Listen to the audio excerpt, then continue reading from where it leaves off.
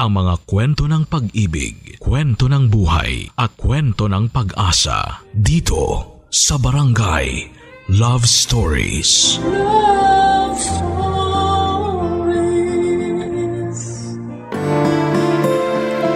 Ang pagkakaroon ng masaya at buong pamilya ay kayamanang maituturing ng bawat isa.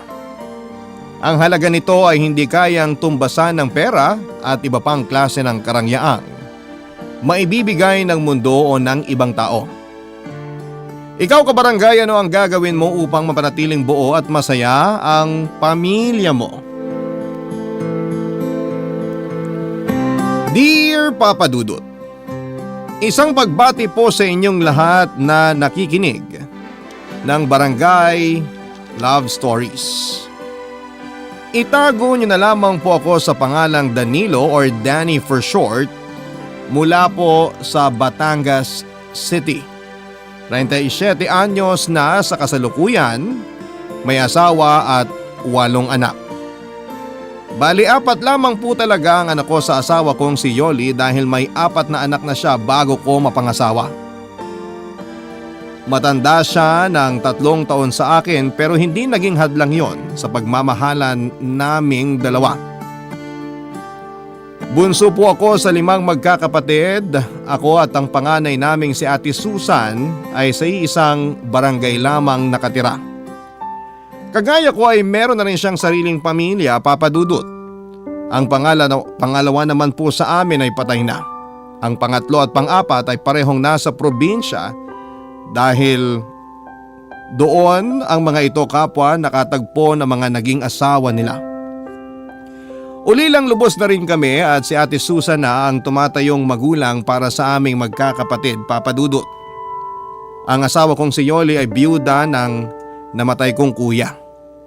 TB ang kinamatay nito.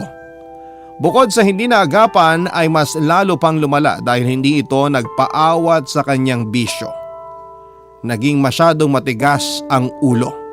Hindi nakinig sa mga payo namin ni na Ate Susan pati na rin sa sarili nitong asawa.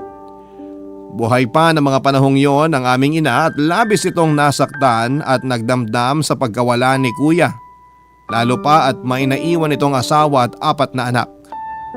26 anyos pa lamang noon si Yoli, 28 si kuya at ako naman ay 23. Hindi raw talaga naging magnobyo sina Yoli at ang kuya ko. Nagkakilala lamang sila noong minsang bumaha ng matindi rito sa lugar namin. 17 anyos pa lamang noon si Yoli at si kuya naman ay 19. Hindi nagdalawang isip noon ng kuya ko na tulungan si Yoli. Binuhat niya ito hanggang sa makatawid sila sa kabilang ibayo, malapit sa palengke. Hindi nalintanan ni kuya ang halos hanggang bewang at rumaragas ang baha pati na rin ang napakalakas na ulan. Kaya naman labis ang naging pasasalamat noon ni Yoli. Magkasama silang nagpalipas ng gabi sa palengke kasama ang iba pang mga kalugar naming lumikas at hinintay na humupa ang baha. Nang malaman ng isa sa mga tiyuhin ni Yoli ang nangyari ay kaagad na kinausap ang kuya ko at sinabihang kailangan nitong pakasalan si Yoli sa lalong madaling panahon. Pero dahil parehas pa silang menor de edad ng mga panahon na yon, nagpa siyang buong pamilya ni Yoli na pagsamahin na lamang muna ang dalawa kahit na wala pang basbas ng simbahan. Bagamat wala namang dapat na panagutan si kuya lalo at hindi naman sila nagkaroon ng relasyon, ay wala na itong nagawa pa. Masyadong mahigpit ang pamilya ni Yoli at sinunod pa rin ang makalumang tradisyon pagdating sa pag-aasawa. Dahil daw nahawakan na ni kuya ang katawan ng dalaga nila ay kinakailangang magpakasal na ang dalawa.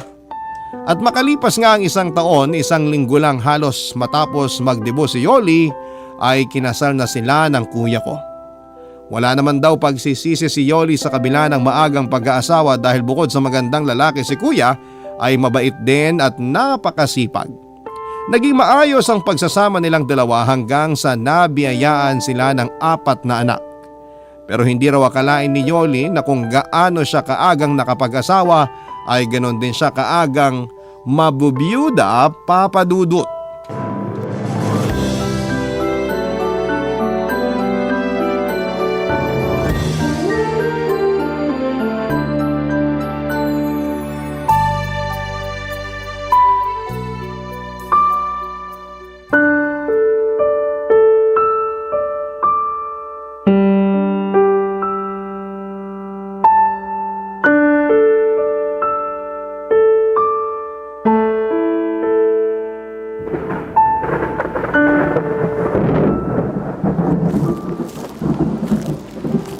Ate Yoli, uwi na raw tayo, sabi ni Ate Susan. Baka abutan pa tayo rito ng malakas na ulan. Kanina pa nagsialisan yung mga jeep na inarkila natin. Yung ibang mga kasabay natin sa sasakyan papunta rito. Doon na sa ibang jeep sumakay kasi gusto nang makauwi. Kaya ipinasundo ka na sa akin dito ni ate. Pagod na rin kasi siya at inaantok na. Tayo-tayo lang naman ang nagpalitan sa pagbabantay kay kuya mula una hanggang huling gabi ng lamay. Dito na lang muna ako, Danny.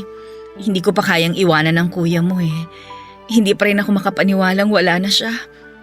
Hindi ko alam kung kaya ko bang tanggaping patay na ang asawa ko. Naiintindihan ka namin, te.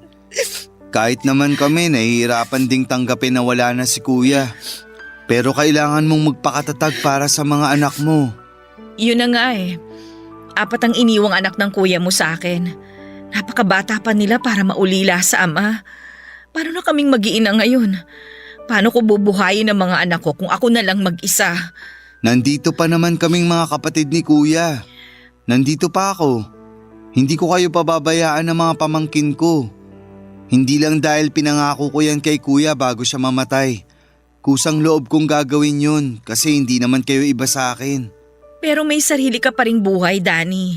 Lalo na't binata ka pa. Hindi mo naman kailangang obligahin ang sarili mo na gawin yun. Hindi mo kailangan saluhin yung naiwang responsibilidad ng kuya mo. Hayaan mo na lang ako sa gusto kong gawin, te. Nakapagdesisyon na ako. Hindi ako aalis sa inyo lalo na ngayong wala na si kuya. Delikado kung wala kayong kasamang lalaki sa bahay. Ewan ko, Danny. Hindi ko alam kung anong iisipin at mararamdaman. Napakabilis kasi ng mga pangyayari. Parang kahapon lang masaya pa kaming nagpaplano ng kuya mo para sa pamilya namin. Para sa kinabukasan ng mga bata. Tapos ngayon, nandyan na siya sa ilalim ng lupa. Hindi na niya masasaksihan ng paglaki ng mga anak namin. Kung bakit naman kasi napakatigas ng ulo niya eh. Sinabi ko nang tigilan na ang pag-inom at paninigarilyo pero sige pa rin. Kung nakinig lang siya sa amin ni Ate Susan, di sana buhay pa siya hanggang ngayon. Hindi na natin mababago ang mga nangyari na, ate. Siguradong may dahilan ng Panginoon kung bakit maagang nawala sa atin si kuya. Bilang ina, hindi ka dapat panghinaan ng loob. Kailangang mas maging matibay ka ngayon dahil 4 na bata ang umaasa sa'yo.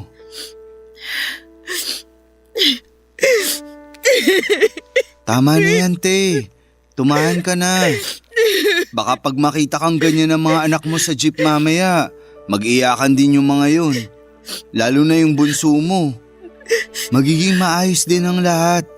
At gaya ng sinabi ko kanina, nandito lang ako. Hindi ko kayo pababayaan ng mga pamangkin ko. Maraming salamat, Danny.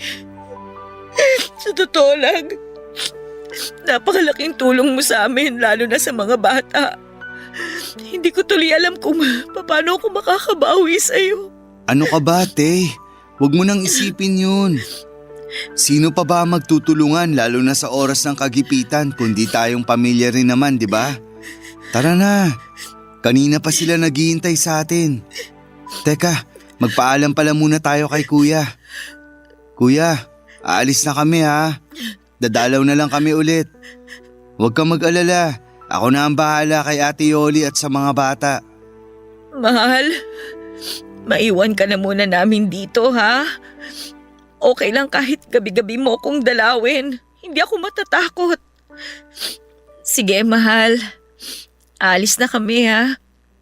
Babalik din ako kagad sa isang araw.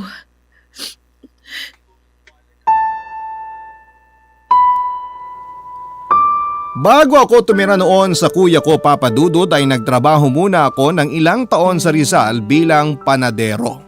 Pero nang mabigo ako sa aking unang pag-ibig ay nagpasya akong umuwi muna rito sa Batangas. Para makalimutan ang babaeng nanakit sa puso ko at para na rin simula ng bagong kabanata ng buhay ko. Kargador noon sa palengke si kuya at paminsan-minsan ay isinasama niya ako para meron akong sideline. Hanggang sa isang araw ay may pinsang kami na nag-alok sa akin para magtrabaho sa pinapasukan nito bilang construction worker. Nagustuhan ko ang trabahong yon at tuwang-tuwa rin sa akin ang pinsan namin dahil masipag daw ako at mabilis matuto. Kaya naman tuwing may bago siyang project ay sinasama na niya ako palagi. Hindi na ako nakaalis kina kuya dahil maayos naman ang kita ko sa construction. Tuwing araw ng Sabado ay pumupunta kami kina Ate Susan para makipag-inuman sa aming bayaw. Dahil doon ay mas lalong naging matibay ang samahan naming magkakapatid. Kaya nang dumating bigla ang malaking pagsubok sa pamilya namin, ang pagkawala ni kuya ay kami ni Ate Susan ang nagtulungan sa pag-aasikaso mula sa gastusin sa ospital hanggang sa pagpapalibing sa kapatid namin. Tinupad ko rin ang pangako ko kay Yoli na aalalayan at tutulungan ko siya sa pagpapalaki at pag-aalaga sa 4 na anak na naiwan sa kanya ni kuya. Laking pasasalamat niya dahil nang mabiyuda siya ay sa kanila pa rin ako nakatira. Nakatulong ang pananatili ko kina Ate Yoli para mabilis niyang matanggap ang pagkawala ni kuya. Para raw siyang nagkaroon ng bagong kapatid sa katauhan ko. Sinikap ko namang maayos na magampanan ang obligasyon ko bilang pangalawang ama ng aking mga pamangkin. Hindi maiiwasang pagchismisan kami ng mga tao lalo na ng aming mga kapitbahay dahil kahit pa halos tunay na magkapatid na ang turingan namin noon ni Yoli, lalaki pa rin ako at biyuda naman ang hipag ko. Nilagyan nila ng mali siya ang pagiging malapit namin sa isa't isa. Nagpasya kaming huwag na lamang pansinin ang mga naririnig naming bulong-bulungan sa paligid at ang makahulugang mga tinginan ng mga tao tuwing magkikita kami na naglalakad sa may kalsada. Pero hindi ko rin naman sila masisisi dahil kung titignan ay para talaga kaming mag-asawa noon. Parang isang masayang pamilya, Papa Dudut. Close sa akin ang mga anak ni kuya. Tuwing umaga ay inihahatid pa ako ni Yoli palabas ng eskinita at kung minsan ay hanggang sa paradahan pa ng tricycle dahil habol ng habol sa akin ang bunso nila ni kuya. Hanggang isang araw ng Sabado ay napilit ako ng pinsang kong sumama sa bahay ng isa naming katrabaho. Birthday daw kasi nito at naghahanda para lang sa amin. Nag-alala ako dahil alam kong hinihintay ako ni Yoli at ng mga bata lalo na at kapag ganong araw ng sahod ay palagi akong may pasalubong sa kanila. Pero dahil nga sa napasubo na ako ay sa pinuntahang birthdayan ay hindi naiwasang naparami ang inom ko noong magkasarapan na. Inihatid pa ako ng pinsan namin pauwi kina Yoli dahil lasing na lasing ako. Ang inaasahan ko ay tulog na ang mag-iina dahil mag-aalas 11 na yon ng gabi pero nagulat ako nang pagbuksan ako ni Yoli ng pintuan, Papa Dudut.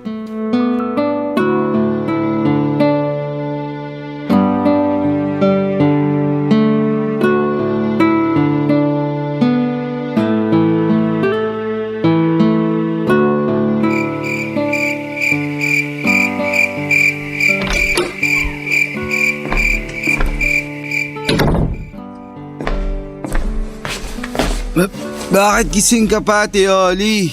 Gabing-gabi na.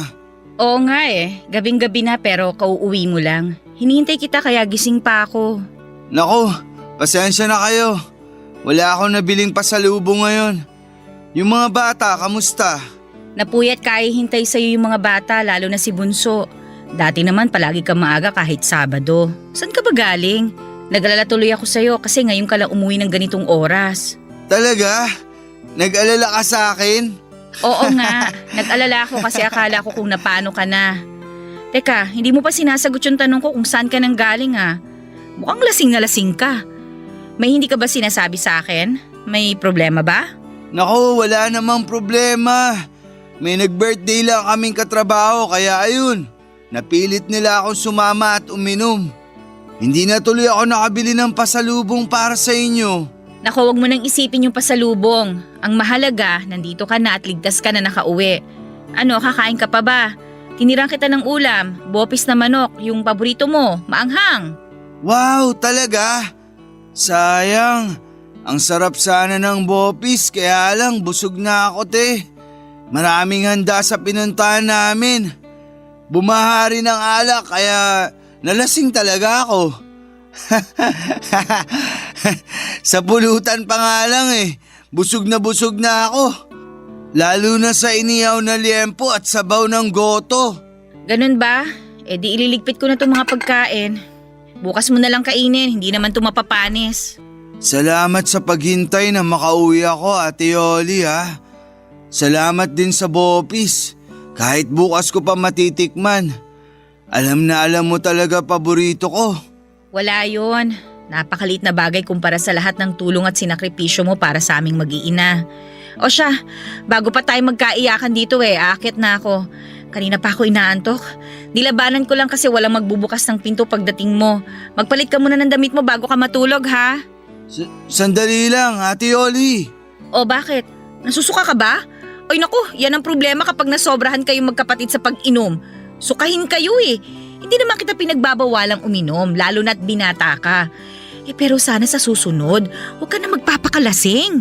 Oo, nasusuka ako pero hindi dahil sa alak. Nasusuka ako sa pagmumukha ng kumpare nyo ni Kuya. Balita ako, dinidiskartehan ka raw nun. Paprangkahin na kita, Teoli. Hindi ko siya gusto para maging kapalit ni Kuya. Ano bang pinagsasasabi mo? Huwag mong sabihin niya ng dahilan kung bakit ka naglasing. Hindi yun ang dahilan. Bigla ko lang naalala ngayon yung tungkol doon, kaya nabanggit ko sa'yo. Kung gusto mo mag-asawa ulit, andito naman ako, ate. Bakit lalayo ka pa? Ako na lang. Mahal na mahal ko kayo ng mga bata. Hindi ko kayo pababayaan. Oh! Danny, ayos ka lang ba? Ano nangyari sa'yo? Bakit bigla ka natumba? Tumigil ka na nga sa pag-iyak mo dyan. Ay, halika na. Aalalayan kita para makahiga ka na. Ano, kaya mo bang tumayo? Ha?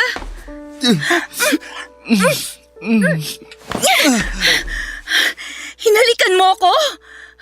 Nababaliw ka na ba? Nakalimutan mo na ba kung sino ako? Asawa ko ng kuya mo, Danny. Siguro nga nababaliw na ako, ate. Nababaliw ako kasi gusto na kita. At gusto kitang maging asawa. Hindi ko alam kung kailan nagsimula ang nararamdaman ko para sa'yo. Kaya nung malaman ko na dinidiskartehan ka ng kumpare nyo, sobrang nagselos ako. Sa tingin ko hindi lang kita gusto. Mahal na yata kita. Ano pag sinasabi mo? Mali ang nararamdaman mo, ano ka ba? Kapatid lang ang tingin ko sa'yo. At saka, bakit ka ba umaarte ng ganyan sa akin? May girlfriend ka. Handa akong iwanan siya para piliin kayo ng mga pamangkin ko. Papadudot dahil sa bugso ng damdamin at dala na rin marahil ng labis na kalasingan, ay muli kong niyakap at hinalikan ang hipag ko, Papadudot. At sa pagkakataong yon ay hindi na siya tumanggi pa o nanlaban. Noong ko napagtantong pareho pala kami ng nararamdaman ni Yoli. Nang gabing yon ay inamin niyang nahuhulog na rin ang loob niya sa akin. Kagaya ko ay nagpipigil lang din pala siya ng damdamin dahil masyadong komplikado ang lahat. May girlfriend ako na umaasang pakakasalan ko at halos ilang buwan lamang ang nakalilipas mula nang mamatay ang kuya ko. Tiyak na pagpapiestahan kami lalo ng mga tsismosa naming kapitbahay. Inaalala rin namin noon ni Yoli ang magiging reaksyon ng aming mga pamilya, lalong-lalo na mga bata at si Ate Susan. Nag-usap kami ng masinsinan ni Yoli at inabot yon ng magdamag. Kahit na hindi ako nagkape ay nahimasmasan kagad ako nang malamang kong mahal niya rin pala ako. Talagang sobrang saya ko ng mga sandaling yon at pansamantala kong nakalimutan lahat ng alalahanin, pati na rin ang mga posibleng maging hadlang sa pag-iibigan naming dalawa. Walang ibang mahalaga para sa akin kundi kami lamang dalawa, Papa Dudut. Kaming dalawa lamang ni Yoli at ang nararamdaman namin para sa isa't isa. Barangay Love Stories. Barangay Love Stories. Nagkasundo kami ni Yoli na ilihim na lamang muna ang namamagitan sa amin, Papa Dudut.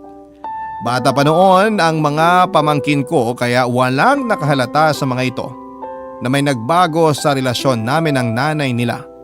Kapag wala ang mga bata ay sinasamantala namin ni Yoli ang pagkakataon para pagbigyan ang init ng aming mga katawan.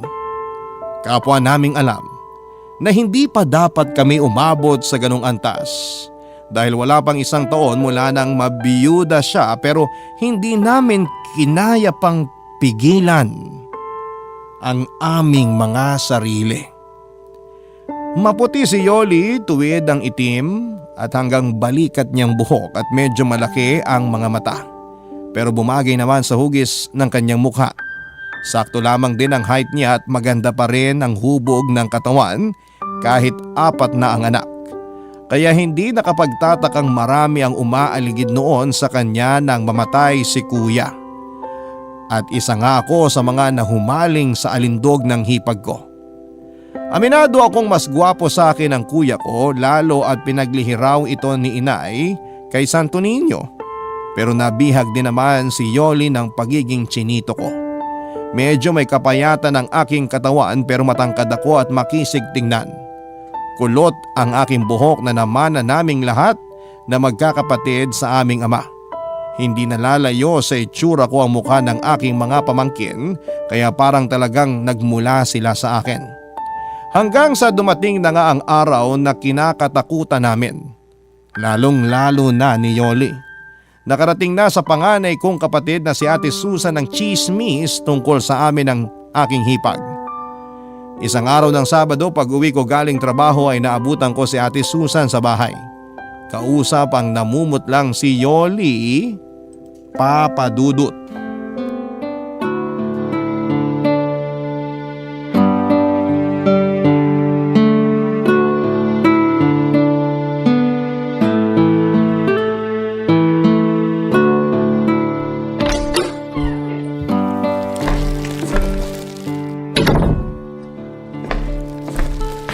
Nandito na ako. Oh, nakauwi ka na. Buti maaga ka. Oo nga. Oh, Ate Susan, nandito ko pala sa bahay. Ba't talagang tatay na tatay ng dating mo ngayon, Danilo, no? Huwag mo pa rin kalimutang anak sila ng kuya mong namatay at yuhin ka lang nila. Ate Susan naman, syempre alam ko yun. At hindi ko yun makakalimutan. Teka, bakit parang masyado yatang mainit ang ulo mo, te? Oh, heto. Kain ka nito mga dala kong tinapay at ititimpla rin kita ng kape kung gusto mo para may panulak. O baka mas gusto mo mag soft drinks ngayon. Yun na nga lang siguro para naman lumamig ang ulo mo. Tagal mong hindi nagawi rito sa bahay tapos mukhang mauuwi pa yata sa tampuan tong pag-uusap natin. Napaka-busy kong tao, alam mo yan. Kaya hindi ako nagpunta lang dito para makipagdaldalan. Ang dahilan kaya ako napasadya dito, bukod sa namimiss kong mga pamangkin ko, gusto ko rin kayong kausapin ng masinsinan ni Yoli. Tungkol naman saan, ate? Hindi na ako magpapaligoy-ligoy pa. May mga naririnig akong usap-usapan sa labas na may relasyon daw kayong dalawa. Totoo ba? Ate, para ka namang pinanganak kahapon. Ganyan naman talaga ang sistema rito sa atin. Hindi ka pa nasanay. Kung ano-anong chismis ang ikinakalat dito sa lugar ng mga taong walang magawa sa buhay. Siguraduhin mo lang na nagsasabi ka ng totoo. Dahil hindi ako nakikipagbiruan sa inyo. Muntik pa ako mapaaway sa palengke nung isang araw dahil pinagtatanggol ko kayo. Kaya wag niyo akong pinaglulokong dalawa, ha? Ikaw, Yoli, hindi mo pa sinasagot ang tanong ko kanina bago dumating tong si Danilo. Totoo bang may namamagitan sa inyong dalawa? Ha? Ate Susan? Sinagot ko na ang tanong mo, ate. Hindi totoo ang mga narinig mong chismis. Huwag mong sabihing mas naniniwala ka sa kanila kaysa sa akin na kapatid mo. Huwag mo akong pinagtataasan ng boses, ha? Tsaka manahimik ka. Si Yoli ang tinatanong ko. Ano, Yoli? Magtapat ka sa aking babae ka? Ano? Totoo ba? Pumatol ka nga ba sa kapatid ng asawa mo? Ate Susan, hindi po namin sinasadya ni Danny. Ate Susan! Sinabing malahimik ka! Kung ganun, totoo pala talaga. Nung minsan pumasyal sa bahay yung panganay mo at sinabing inintrega raw ni Danilo yung buong sahod niya, nagduda na ako. Pero hindi ko kayo kaagad hinusgahan. Hindi ko kayo pinangunahan. Kasi alam kong parang tunay na magkapatid na ang turingan ninyo. Pero ano to? Hindi na ba kayo nahiya? Wala pang 1 taong patay yung kapatid ko. Talaga bang hindi na makapaghintay ang mga kakatihan ninyo? Kaya pinakamot nyo na sa isa't isa? Ate, tama na! Naririnig ka ng mga bata, pati na ng mga kapitbahay. Wala akong pakialam! Bakit? Nahiya ba kayo sa mga pinaggagawa ninyo? Nahiya ba kayo sa mga bata? Sa akin? Sa kuya mo? Nakakadiri kayo? Isang malaking kahihiyan tong ginawa ninyo! Nagmamahalan po kami ni Danny, Ate Susan. Lintik na pagmamahal yan! Ano? Mahamakin ang lahat, masunod lang ang kakatihan? Kahit ano pang sabihin mo o sabihin ng ibang tao, mahal ko si Yoli, ate. At ipaglalaban ko siya, ano man ang mangyari. Umalis si Ate Susan na masama ang loob sa amin noon, Papa Dudut. Halos ilang buwan din kami nitong hindi pinansin at kinausap. Pero nagpasalamat pa rin kami dahil hindi naman idinamay ni ate ang mga bata sa galit niya sa amin. Malaya pa rin nakakapunta sa bahay ni Ate Susan ang mga pamangkin ko. Tinutuo ko ang sinabi ko kay Yoli na iiwan ko ang girlfriend ko nung mga panahong yon dahil mas pinili ko silang mag-iina. Tinanggap ko na lamang ang galit ng ex ko pati na rin ng pamilya nito. Hindi pa rin nawala ang usap-usapan tungkol sa amin ni Yoli at sa halip ay mas lalo pa yung lumala. Maraming napataas ang kilay nang magpasya na kaming aminin sa lahat ang aming relasyon. Ang iba nga ay diring-diri pa na akala mo'y kung sinong banal at malinis ang mga pagkatao. Pero hindi kami nagpaapekto sa kanila lalo't kami naman ni Yoli ang magsasama. Katwiran naming dalawa ay wala naman silang ambag sa mga buhay namin at isa pa, totoong nagmamahalan kaming dalawa. Nang isilang ni Yoli ang panganay namin ay noon lamang ulit kami kinausap ni Ate Susan. Nabawasan ang bigat sa dibdib na aking nararamdaman noong magkaayos kaming magkapatid. Kalaunan ay natanggap na rin ng mga pamilya namin ni Yoli ang aming relasyon. Naging maayos at masaya ang unang taon ng aming pagsasama. Naging napakasaya ko sa piling niya at Papa Dudut, Papa na po ang tawag sa akin ng mga pamangkin ko. Mabilis na lumipas ang mga taon hanggang sa naging 4 na ang anak namin ni Yoli. Kinailangan ko nung magdoble kayo dahil sa paglaki ng aming pamilya. Halos gawin ko ng araw ang gabi para lamang matustusan ang lahat ng pangangailangan ng aking mag-iina. Pero kung kailan nagsisipag-aral na ang mga pamangkin ko ay saka naman ako natutong bumarkada at magbisyo noon, Papa Dudut.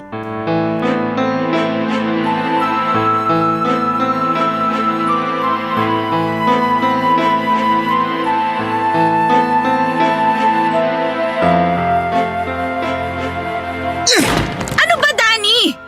Ang aga-aga nagwawala ka dyan. Hindi ka na nahiya sa mga kapitbahay natin. May mga natutulog pa ng ganitong oras, oh. Ano naman ngayon? Sa mainit ang ulo ko eh. Paano ba naman? Nagpapakapagod lang pala ako sa wala eh. Ni hindi ko man lang mapakinabangan yung pinaghirapan ko.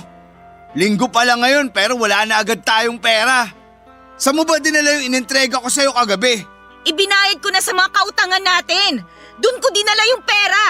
Yung natira, ibinili ko ng bigas, gatas at diaper ng bunsong anak mo. Hindi ko na nga nabayaran si Ate Susan sa mga nautang kong pamasahe mo mula Lunes hanggang Sabado eh. Wala ka ng ibang buong bibig kundi ibinayad sa utang. Lintik na mga utang yan. Ano, ako na lang lagi? Ako na lang aasahan nyo sa lahat ng mga gastusin dito sa bahay? Natural, ikaw ang aasahan namin. Ikaw ang lalaki, di ba? Ikaw ang padre di pamilya. 4 na ang anak natin at ilang taon na lang may estudyante ka na. Sabay-sabay na mag-aaral ang mga bata. Tapos sinasamahan mo pa ng bisyo, kakarampot na nga lang ang kinikita mo. Kulang pa nga yung sahod mo sa'yo kung tutuusin. Kaya huwag kang magre-reklamo dyan kung linggo pa lang wala ka ng pambili ng ulam. Kung hindi ka bumili kagabi ng alak at sigarilyo, di sana may pera ka pa ngayon. Wala kang pakialam kung saan ko gustong gastusin ang pera ko. Dahil pera ko yon. Uubusin ko yon kung kailan at saan ko gusto. Hindi ko na kayang sustentuhan ang mga anak nyo ni Kuya. Malalaki naman na sila kaya magtrabaho ka na. Ganon. Pabigat na pala ang tingin mo sa mga anak ko ngayon. Kung hindi mo ako binubuntis taon-taon, di sana nakakapagtrabaho ako. Nakakatulong sana ako sa mga gastusin dito. At saka ang lakas naman ng apog mong magreklamo samantalang ikaw naman na nag-aaksaya ng pera sa mga bagay na walang kwenta. Ano ba nangyari sa'yo?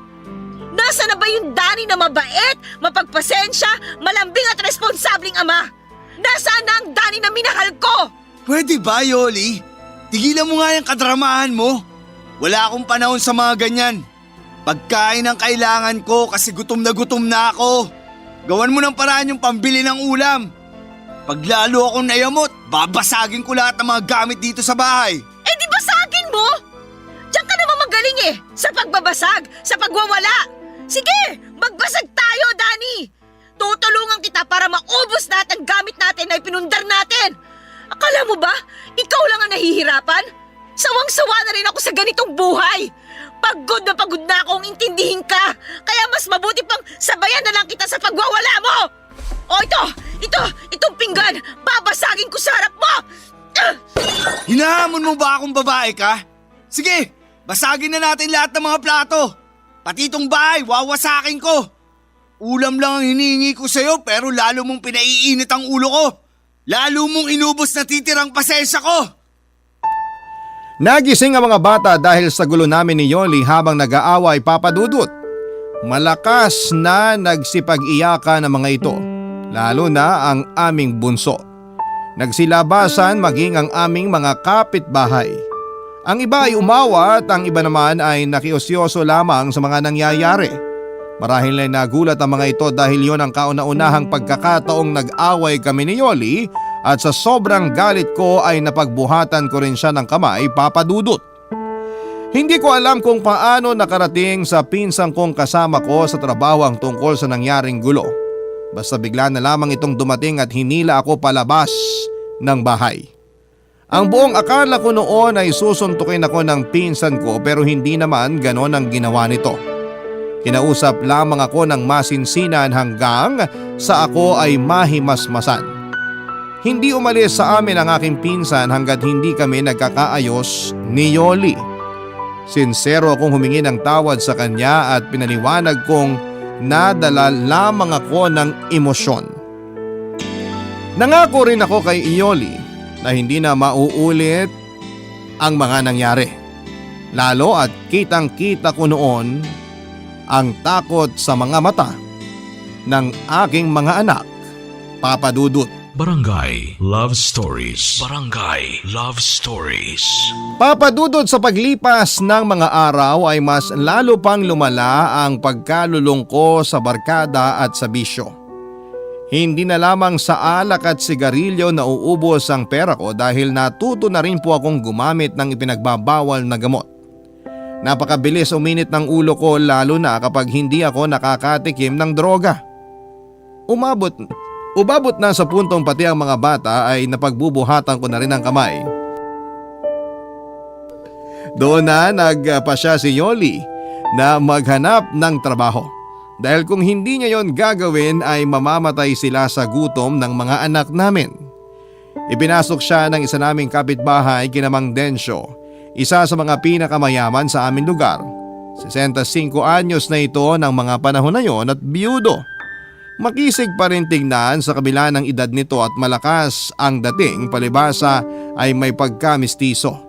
Nag-iisa lamang sa malaki nitong bahay ang matanda pero suportado ng mga anak na nasa Italia. 4 ang anak ni Mang Densyo at ang 3 ay sa ibang bansa na naninirahan. Isa na lamang ang naiwang anak nito sa Pilipinas, ang bunsong lalaki na nag-aaral ng kolehiyo. Nung una ay 3 beses lamang kong magpunta si Yoli sa malaking bahay para maglaba at mamlansya. Tuwang-tuwa siya dahil maayos magpasahod si Mang Densyo at palagi pa siyang may dalang pagkain pag uwi sa bahay namin. Ako naman, Papa Dudut, ay natuwa rin ng mga panahong yon dahil solong-solo ko na ang aking sweldo. Wala na magreklamo at magbubunga nga kahit ubusin ko pa lahat ng pera ko sa aking mga bisyo. Hanggang sa ang 3 araw na schedule ng pasok ni Yoli sa malaking bahay ay nadagdagan pa ng 3 araw, Papa Dudut.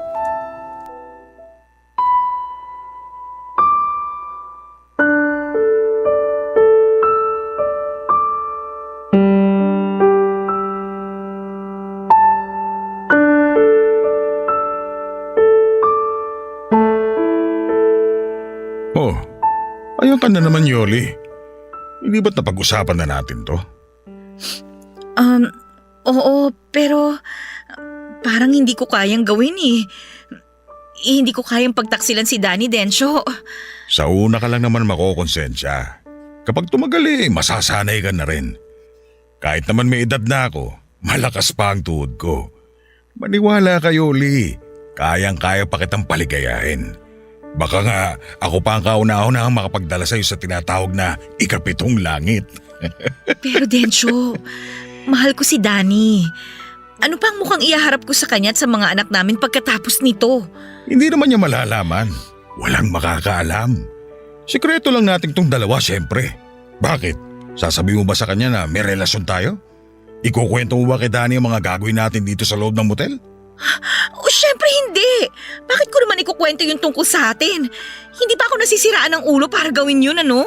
Yun naman pala Eh di wala nang dapat problemahin pa. Alam mo, kung ako sa'yo, relax ka lang. Hindi naman ako nangangagat. Hindi rin ako nananakit. Kahit matagal na akong takam at gigil na maangkin ka, hindi naman kita pupuwersahin. Matagal mo na palang pinag-iisipan to? Oo, Yoli. Matagal na kitang gusto. Hindi ka pa nabubiyuda noon napapansin na kita. Dapat nga liligawan kita kaya lang naunahan ako ng bayaw mo. Mas bagay sana tayo kasi biyudo ko tapos biyuda ka naman. Maganda sana ang kombinasyon nating dalawa. Hindi ko alam kung anong sasabihin ko. Wala ka namang dapat sabihin. Ang totoo niyan, may isa akong inutusang tao para subaybayan ka. Ganoon kita kagusto.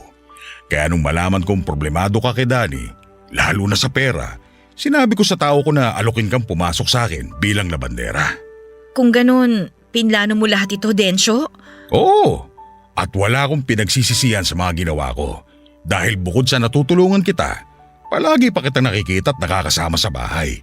Parang asawa na rin ang tingin ko sa'yo. Ikaw kasi ang nag-aasikaso ng lahat sa bahay at ng mga pangangailangan ko. Totoo ba talaga ang mga sinabi mo, Densyo? Oo, Yoli. Totoo lahat ng mga sinabi ko. Kung pwede nga lang kitang pilitin na sumama na lang sa akin. Ang laki ng bahay ko at mag-isa lang ako ron. Pwede kang tumira sa akin kahit isama mo pa ang mga anak mo. Kapag nakapagtapos na ng kolehiyo ang bunso ko, lilipad na siya pa Italia. Napetisyon na siya ng mga kapatid niya ron. May iwan na talaga ako mag-isa sa bahay. Malungkot mag-isa. Hindi pwede. Hindi ko iiwan si Danny para tumira sa bahay mo kahit gaano pa yung kalaki. Kahit gaano ka pa kayaman. Alam ko naman yun. Kaya nga kontento na ako na nakikita kita araw-araw. Mabuti na lang talaga at pumayag ka magtrabaho sa bahay ng 6 na araw sa loob ng 1 linggo. Alam mo ba, lagi kong pinagpapantasya na may nangyayari sa ating dalawa sa kama ng guest room ko.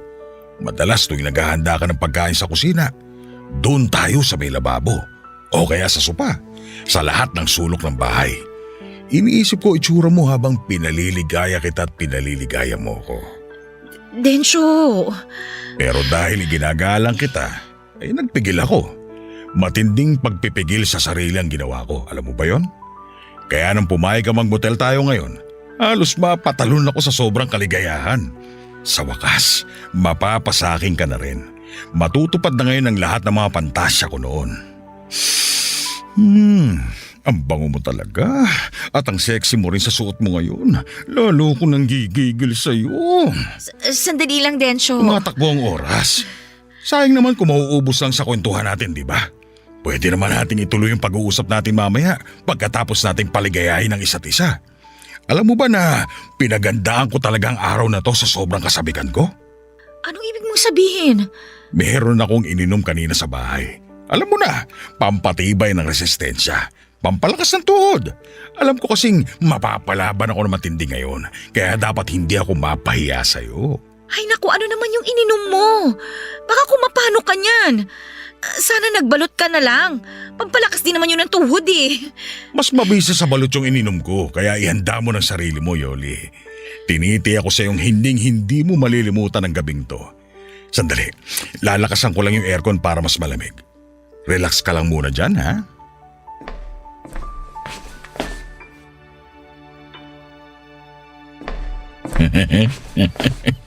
Ayan, mas malamig na.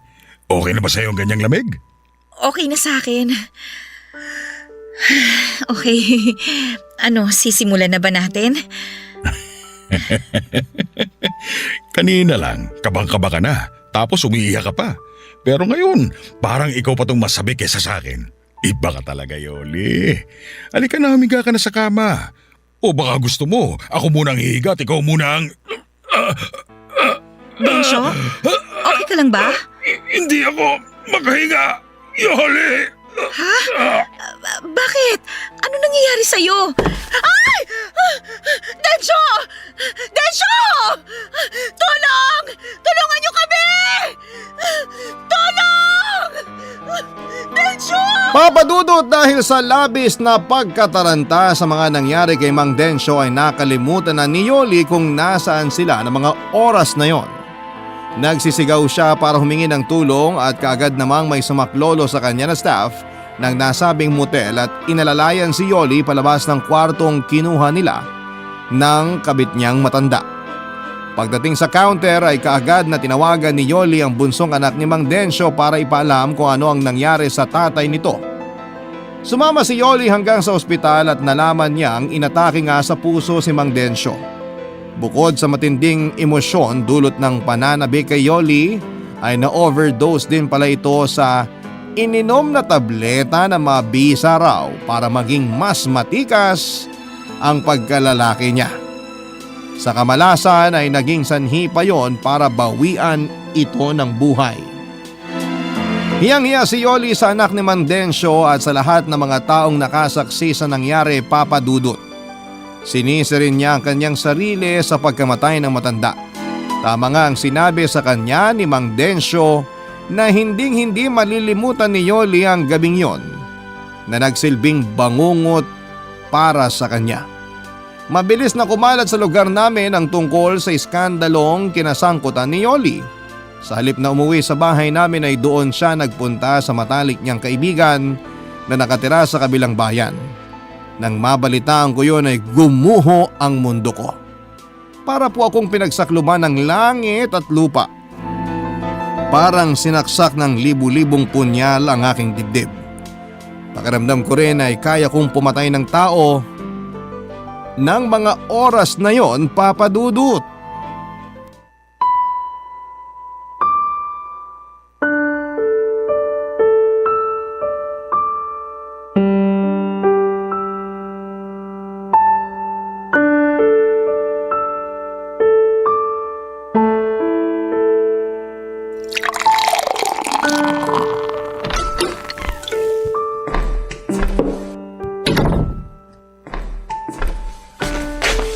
Magaling! Napakagaling! Wala na nga kayong malamon. Nagagawa mo pang lumaklak ng alak, Danilo. Tinamaan ka talaga ng lintik, ano? Naku! Andito na naman pala ang ate kong bungangera at pakialamera. Ano? Masaya ka na ngayon? Wala na si Yoli. Hindi na umuwi rito mula nung matigok sa motel yung kabit niyang matanda. Sira na ang pamilya namin. Masaya ka na ba, ha, Ate Susan? Masaya na ba kayo?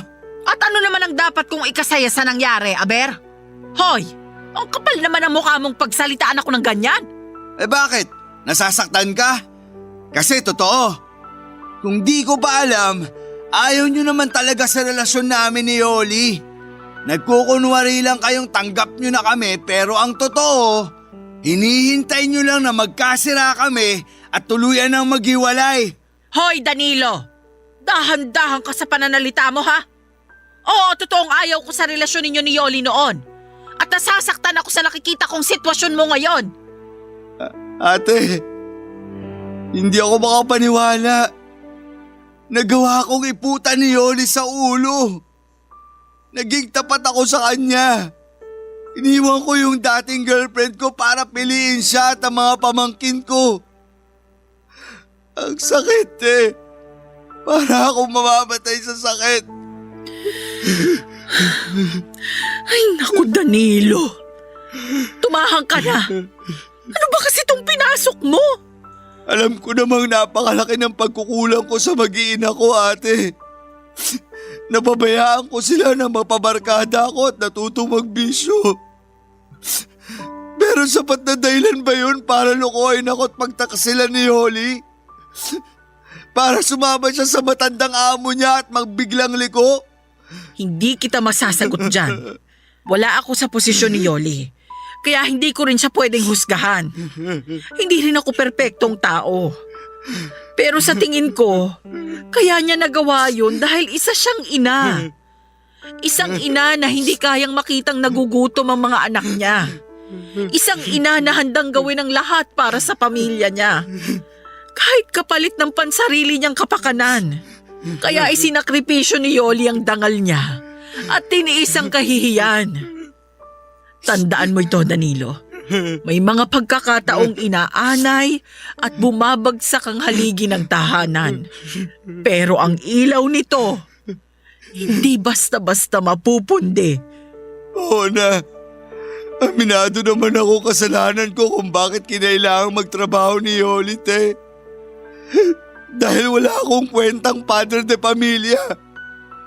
Isa akong inutil. Shhh! Huwag mong sabihin yan, Danilo. Pareho kayong may pagkakamali ni Yoli. Hindi mo ba naisip na baka pagsubok lang ang lahat ng mga nangyayari sa pagmamahalan ninyo? Miss na miss ko na siya, ate. Miss na miss ko na si Yoli. Hinahanap din siya palagi sa akin ng mga bata, lalo na si Bunso. Pero hindi ko alam kung paano ipaliliwanag sa kanila ang lahat. Hindi ko alam kung nasan si Yoli. At kung paano ko siya makukumbinsing bumalik na rito sa bahay. Dahil sa kabila ng mga nagawa niya, mahal na mahal ko pa rin siya. At hindi ko kayang mabuhay nang wala siya, ate. Kailangang mag-usap kayo ng masinsinan ni Yoli. Hayaan mo. Titignan ko kung anong magagawa ko. Ay, sana naman, Danilo. Kapag nahanap ko si Yoli, kapag nakabalik na siya rito, ayusin niyo na ang pagsasama ninyo. Ang pamilya ninyo. Lalo na't nagsisilakihan ng mga pamangkin ko. Magsimula kayong muli. Magbago ka na at bumalik ka na sa dating ikaw, Danilo. Oo, ate. Makakaasa kang susundin ko ang lahat ng mga payo mo. Maraming salamat sa lahat, eh. Salamat dahil kahit naligaw ako ng landas, andyan ka pa rin para damain ako at akahin pabalik sa tamang daan. Kapatid kita, Danilo. Ano man ang mangyari, pamilya tayo. Kaya sana, kapag nagkaayos kayo ni Yoli, ang Panginoon na ang gawin yung sentro ng inyong buhay at pagsasama. Papadudot pagkatapos ng pag-uusap naming yon ni Ate Susan ay saka pa lamang ako natauhan. Pakiramdam ko ay nawala bigla ang aking kalasingan. Iniligpit ko lahat ng kalat sa mesa at nilapitan ng 8 bata na noon ay mahimbing nang natutulog. Umupo ako sa isang sulok ng higaan at tinitigan sila. Hindi ko napigilang mapaluha noong maalala ko ang pangako ko noon kay Yoli at sa namayapa kong kuya na aalagaan ko silang mag-ina at hindi ko pababayaan. Labis kong pinagsisihan ang lahat ng nagawa kong mga pagkakamali at nangako sa sarili na gagawin ko ang lahat para mabuong muli ang pamilya namin ni Yoli. At sa tulong nga ni Ate Susan pati na ng iba pa naming kamag-anakan ay nahanap ko si Yoli. Nag-usap kami ng masinsinan, Papa Dudut. Umiyak siya habang humihingi ng tawad sa akin dahil sa naging karupukan niya sa tukso. Lumuluha rin ako habang sinasabi sa kanyang pinapatawad ko na siya at sana ay mapatawad na rin niya ako. Nagkaayos kami at nagkaunawaang muli ang aming mga puso. Nagtiwala siya sa pangako kong magbabago na ako at kakalimutan ang mga barkada maging ang lahat ng aking mga bisyo. Noong umuwi ako sa bahay kasama si Yoli ay halos mag-unahan ang mga bata sa pagsalubong sa kanilang ina. Natapos ang tagpong yon sa mahigpit na pagyayakapan naming pamilya habang nag-iiyakan. Ngayon, Papa Dudut, ay kasal na kami ni Yoli at magkatulong sa paghahanap buhay para matustusan ang pag-aaral at iba pang mga pangangailangan ng 8 naming mga anak. Kagaya ng payo sa akin ni Ate Susan ay ginawa naming sentro ng aming buhay ang pagmamahalan at ang Panginoon. Ang 6 na araw na para sa pagtatrabaho ay nakalaan para sa aming hanap buhay at ang linggo naman ay para sa aming pamilya. Kinalimutan na po namin ang mga hindi magandang nangyari sa nakaraan. Sa hirap at ginhawa ay magkasama naming haharapin ang mga pagsubok, Papa Dudut. Maraming salamat po sa pagbabahagi ng aking kwento ng pag-ibig, buhay at pag-asa. More power po sa Barangay Love Stories at sa Barangay LS. Ang inyong forever kapuso at kabarangay, Danny. Nagustuhan ng iyong napakinggan? Ituloy yan via live stream sa www.gmanetwork.com/radio. Barangay LS 97.1 Forever!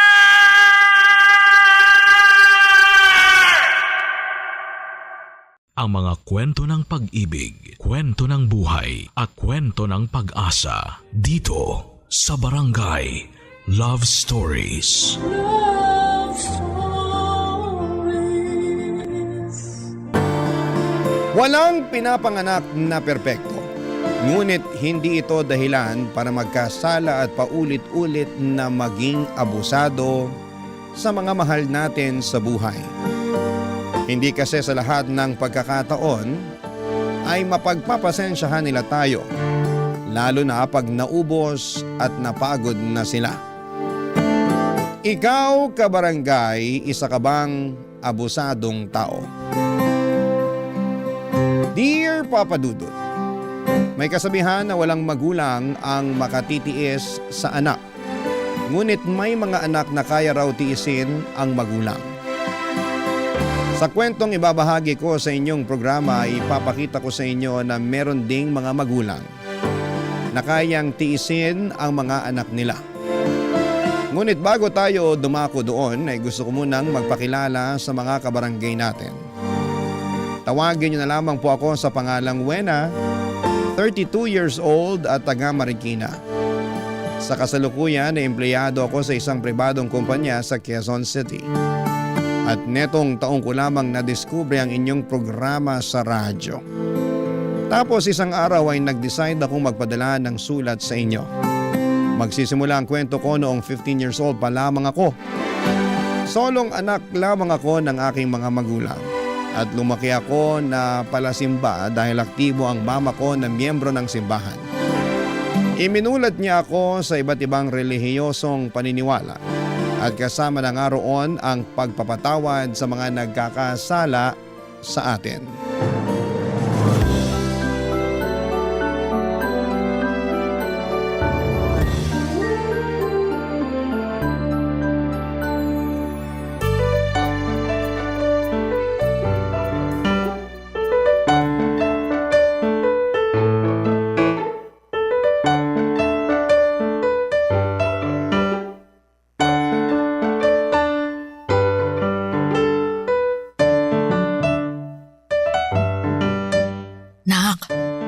Bakit naman natulog ka sa misa kanina sa simbahan?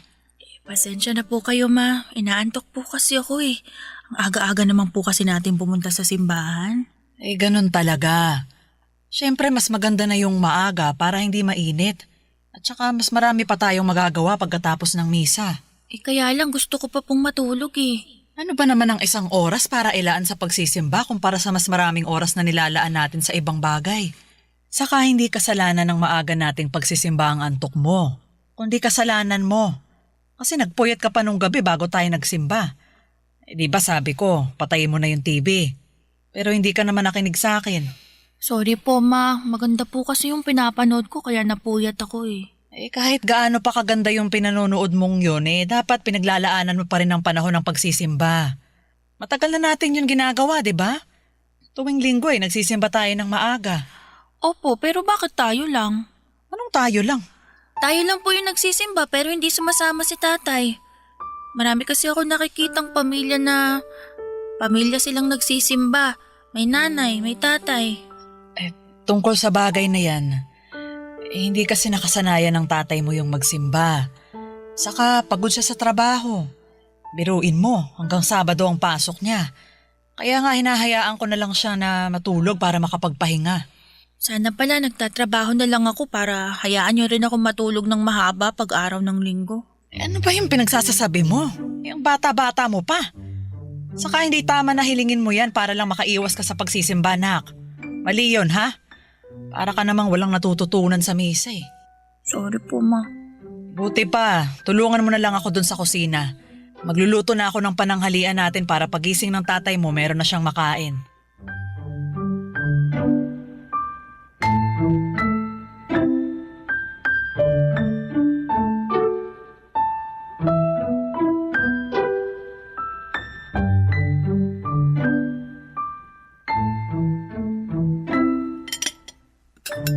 Kain ng kain, Gregor.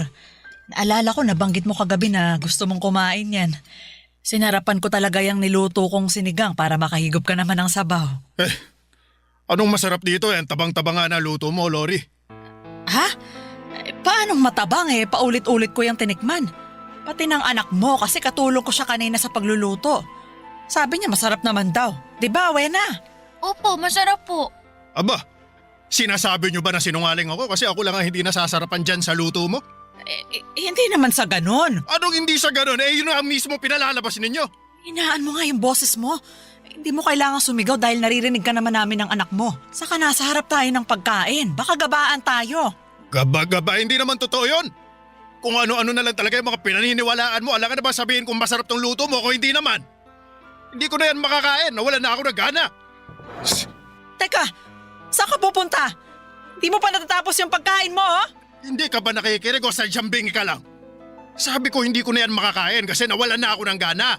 Hindi naman masarap yung luto na pinagmamalaki mo. Ang tabang para akong humihigop ng tubig na may mantika. Ay, sobra ka naman magsalita. Pinaghirapan namin ang anak mo na lutuin yan. Kaya nga sana inayos nyo na rin.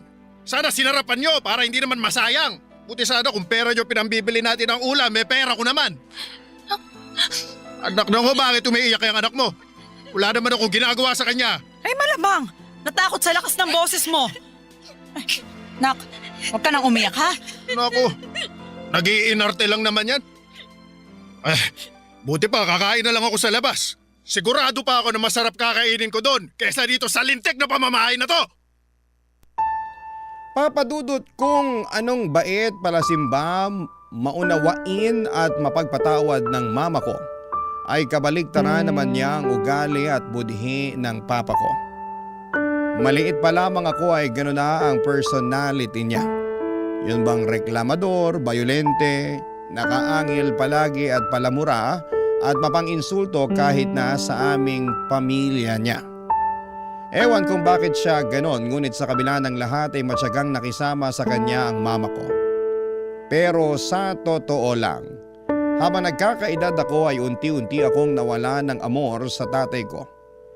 Hindi ko kasi naramdaman sa kanyang pagiging ama. Kaya madalas ay napapatanong ako kung ano ang pakiramdam na mahalin ng isang tatay. At sa tuwing pinahahayag ko kay mama Ang pagkadismaya ko tungkol sa ugali ng tatay ko ay palagi niya akong pinapaalalahanan. Nalawakan ko raw ang aking pangunawa. Sa makatuwid ay gusto niya na ako ang mag-adjust sa ugali ni Papa na sa bawat araw na lang yata na ginawa ng Diyos ay mas lalong lumalala.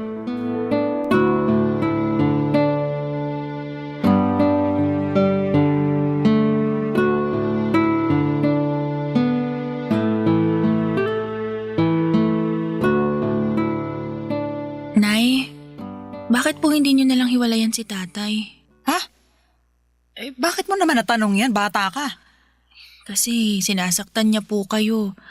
Ibig sabihin hindi niya po kayo mahal. Hindi porke sinasaktan niya ako hindi na niya ako mahal. Mahal ako ng tatay mo, nak. Sigurado ako doon, ramdam ko yun. Pero sabi po kasi ng mga kaklase ko, hindi raw sinasaktan ng mga tatay nila yung mga nanay nila. Bakit? Hindi ba nag-aaway yung nanay at tatay nila? Nag-aaway din naman po. Oh, kita mo na. Saka hindi tayo nakakasiguro na hindi nasasaktan ng tatay nila yung nanay nila. Kasi pag nag-aaway medyo nagiging bayolente ang isang tao dahil nadadala siya sa bugso ng damdamin niya. Ibig pong sabihin, normal lang po yung ginagawa sa inyo ni tatay? Ha? Hindi. Pero parte yun ng pagsasama, anak. Alam ko, hindi mo pa maiintindihan sa ngayon.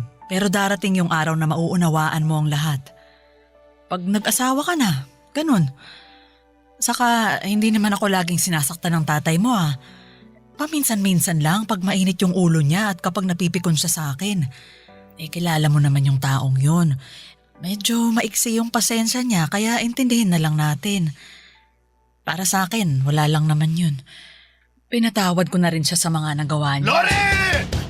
Lori! Buksan mo nga itong pinto! Tatay po ba yun? Oo, anak. Teka, dito ka lang ha. Pagbubuksan ko lang siya ng pinto.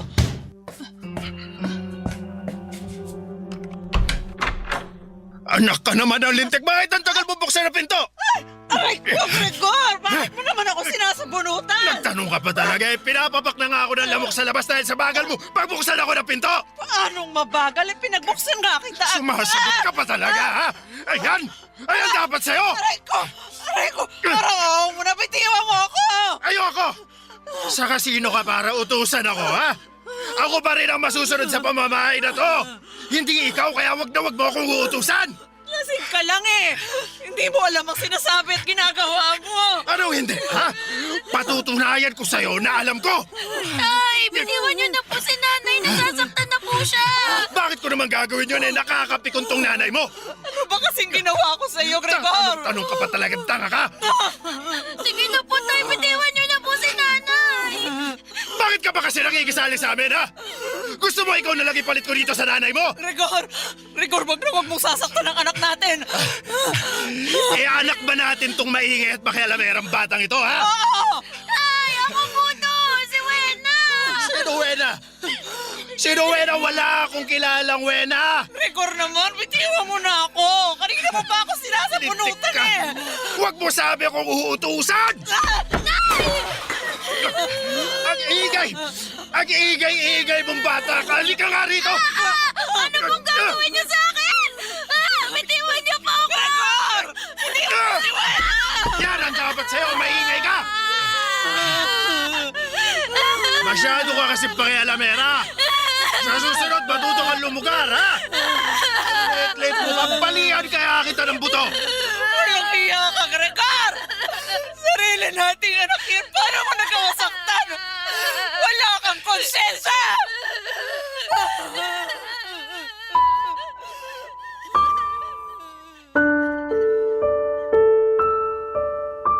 Papadudot dahil sa nangyari ay mas lalo lamang lumalim ang galit ko sa papa ko.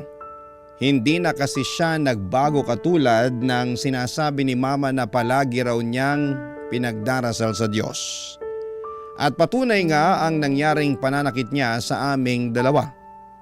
Natakot ako ng sobra para sa kaligtasan namin ng mama ko. Mabuti na lamang at umalis din si Papa sa bahay pagkalipas ng ilang minuto at wala kaming ideya kung saan siya nagpunta. Bago kami matulog ay paulit-ulit kong ipinagdarasal sa Diyos na sana'y hindi na umuwi sa bahay namin ang papa ko. Wala akong pakialam kung ano ang mangyari sa kanya sa labas ng pamamahay namin, masigurado ko lang na ligtas kami ng aking mama. Ngunit kabaligtaran noon ang dasal ni mama noong marinig ko siyang humihikbi sa altar namin sa bahay. Kung gaano ko kasi kagusto na hindi na bumalik sa bahay at buhay namin ang papa ko, panay naman siya ng paghiling na sana ay umuwi na raw ang kanyang pinakamamahal na asawa. Barangay Love Stories. Barangay Love Stories. Ewan Papa Dudut, pero habang tumatanda ako ay natuto na rin po akong magtanim ng galit at tampo sa mama ko. Masyado kasi niyang mahal ang papa ko hanggang sa punto na ayos lang sa kanya na pisikalin niya ito. Katwiran niya ay may mga araw naman daw na mabait si papa sa kanya at magkasundo sila. Kaya lang ay mas madalas ay mainitin naman ang ulo nito at mapanakit. Alam ko sa sarili ko na hindi ko na mababago ang pagmamahal ng nanay ko sa tatay ko kahit na ano pang dumi ng pagkatao nito. Oo, totoo naman na minsan ay mabait ang papa ko at provider talaga sa bahay namin. Pero para sa akin ay hindi yon sapat dahil mas lamang pa rin ang mga atraso niya sa aming dalawa ni mama. Walang gabi na hindi ako natakot para sa kaligtasan namin sa kamay ng sarili kong ama. Isang gabi habang nasa kalagitnaan ako ng mahimbing na tulog, ay nagising ako dahil sa pagtatalo ng mga magulang ko, Papa Dudut.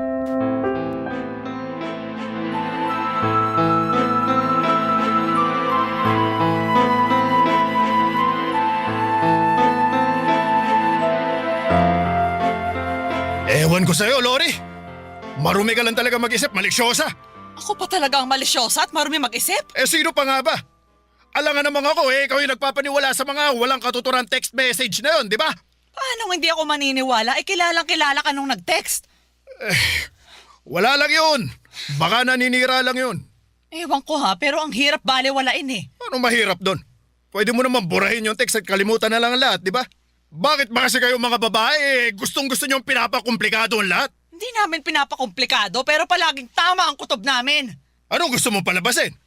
Na tama nga yung kutob mo wala ka namang ebidensya. Nasisarahan ka na yata ng ulo eh. Kaya nga tinatanong kita eh. Gusto kong maging tapat ka sa akin dahil asawa mo ako. Alam mo, ikaw! Edgar! Iwan mo ko, hindi ako makahinga. Bibitawan lang kita pag nanahimik na yung maingay mong bibig. Tay! Bitiwan niyo po si nanay! Wala. Maawa na po kayo! Bitiwan niyo po si nanay! Nasasaktan na po siya eh! Edgar, bitiwan mo na ako. O ayan! Binitiwan na kita para manahimik na kayong mag-ina. Bakit niyo naman po sinakal si nanay? Ano po ba ginawa niya sa inyo?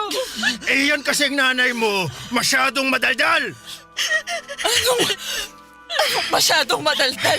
Nagtatanong lang ako. Ikaw yung bigla-bigla na lang nagagalit dyan. Wala naman akong ginagawa sa'yo. Aba naman! Gusto mo yatang masampal eh! Tama na po! Huwag niyo na masaktan si nanay! Ikaw naman, kung makaiyak ka naman dyan, akala mo, grabe na yung ginawa ko sa nanay mo!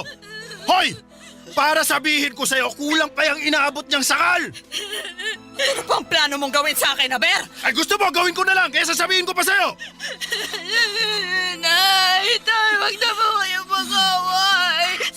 Ang lalakas po ng boses niyo, mga kapitbahay natin magising sa ingay niyo eh! Buti pa tong anak mo! May paki sa mga kapitbahay! Wen, huwag ka nang umiyak, ha? Hindi naman kami nag-aaway ng tatay mo eh. Nag-uusap lang kami, ha? Hindi na po ako bata para hindi malaman yung kaibahan ng nag-uusap at nag-aaway, Nay! Malinaw po na nag-aaway kayo ni tatay kasi mataas yung boses niyo. Galit na naman po si tatay. Sinakal pa nga niyo kayo tungkol sa bagay na yun. Hindi naman kasi makakatikim ng sakal yung mama mo kung nanahimik na lang siya. Hoy! Hoy, Lori! Hindi lahat ng tanong sa isip mo ay dapat bosesan mo na, lalong ikaiinit ng ulo ko yon. Ayusin mo lang talaga. Hoy, Wena! Kung may paki ka sa mga kapitbahay, pati ikaw, manahimik ka. Tumigil ka na sa kakaiyak, puro ka na lang iyak. Tanda mo na! Opo, Tay. Yan! Ganyan ang gusto ko! Yung masunurin! O kita mo, Lori, buti pa yung si Wena marunong sumunod. Matuto ka dyan sa anak mong lintik ka bago pa kita masampal sa susunod. Buti pa, matutulog na ako. Hoy, Lori, huwag kang tumabi sa akin ha. Kung ayaw mong sungal-ngalin kita.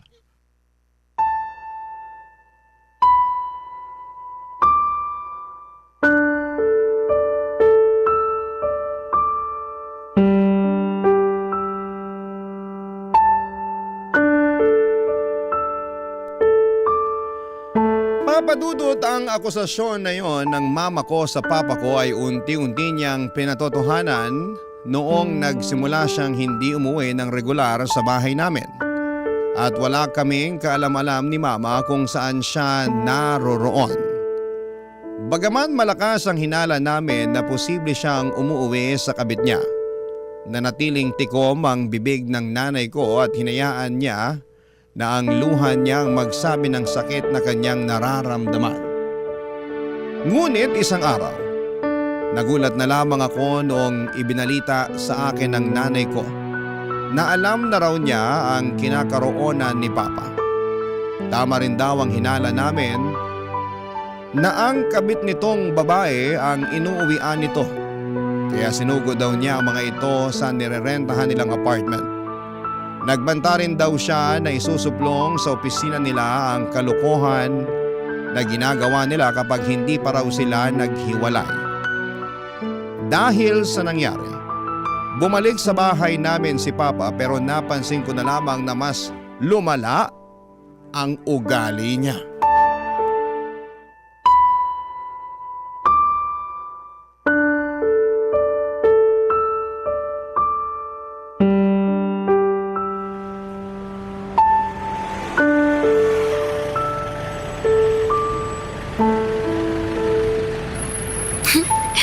Gaganda at ang babango ng mga bulaklak na pinitas ko para kay nanay. Excited na akong ibigay ito sa kanya. Aru! Wena! Ay, Wena! Ay, naku, buti naman nandiyan ka na. Eh, bakit po, Aling Hilda? Yung nanay mo! Andun sa inyo, binubugbog na naman ang tatay mo! Mabuti pa, puntahan mo na, awatin mo na kasi baka ano pang magawa ng tatay mo sa nanay mo! Ano, bilisan mo na umuwi! Dali na! Opo.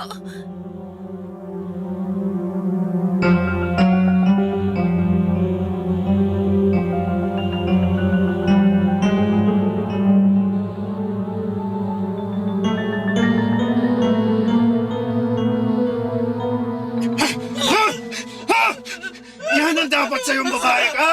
Ha? Bubunutin ko lahat ng buhok mo sa anit! Ha? God! Bitiwan mo ako! Nasasaktan ako! Ha? Tay! Bitiwan niyo po si nanay! Oo ba? Nandito na pala ang tagapagtanggol mo eh! Wala! Ha? Umalis ka na! Po, ayoko po! Hindi ko po kayo iiwan dito! Umalis ka na! Takbo na, anak! Baka mamaya madamay ka pa! Hindi ko po kayo iiwanan dito, Nay! Nakakatuwa naman kayong mag-ina! Kung ayaw mo palang iwanan ng nanay mo, di dalawa na lang kayo sasakalin ko! Rigor! Huwag mong sasaktan ang anak ko! Anak hayop ka, Lori! Tinulak mo ako! Takbo na, Wena! Takbo na! Tara na, dali! Dali! Ako, Nay!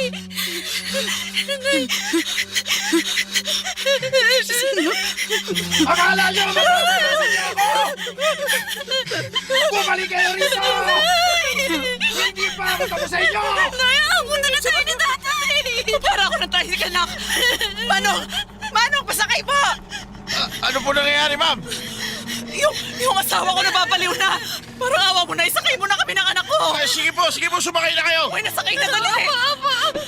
Saan po tayo? Kahit saan, bahala ka na, Manong! Basta ilayo mo kami sa asawa ko! Sige, i-antar ko na ha!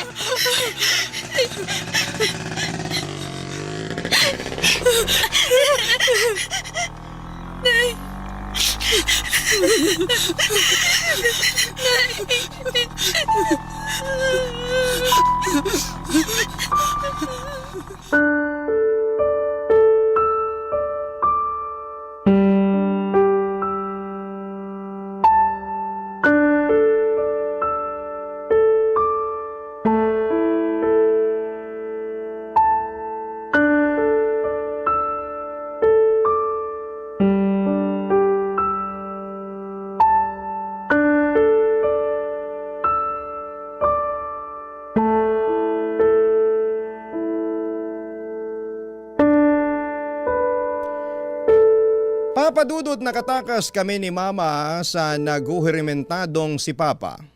Pero dahil wala kaming kapera-pera ay hindi kami agad nakabalik sa amin. Malayo-layo rin kasi ang pinagdalhan sa amin ang naturang tricycle driver.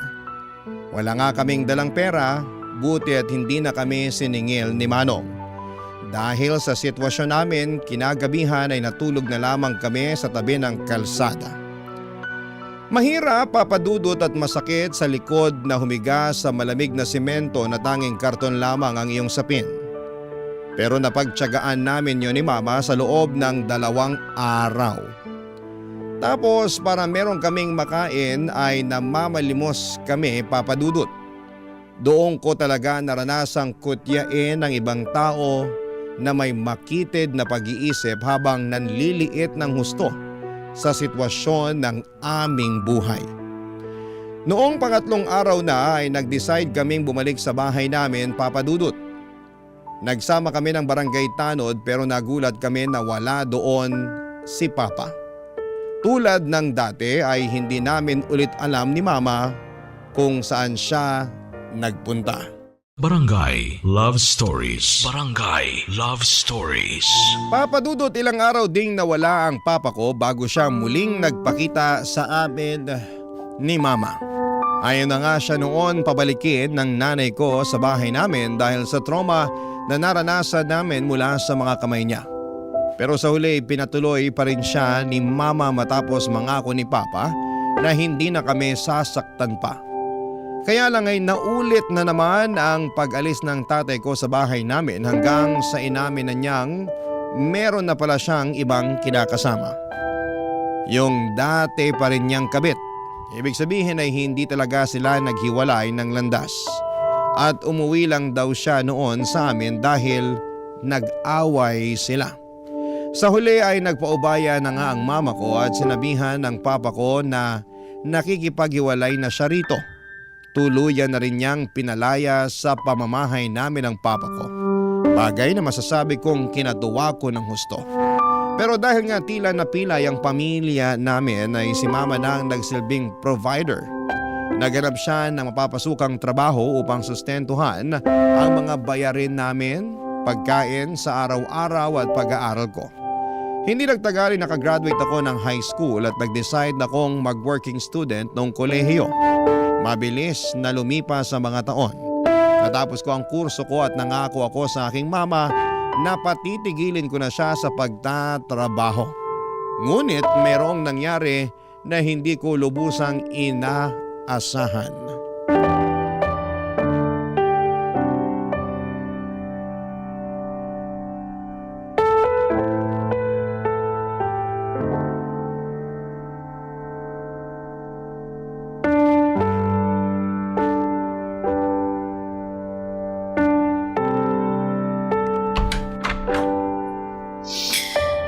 Dito na po ako. Grabe, parang habang tumatagal palala ng palala ang traffic dito sa atin Hindi na makatarungan. Umalis akong fresh kaninang umaga tapos uuwi akong depressed ngayon.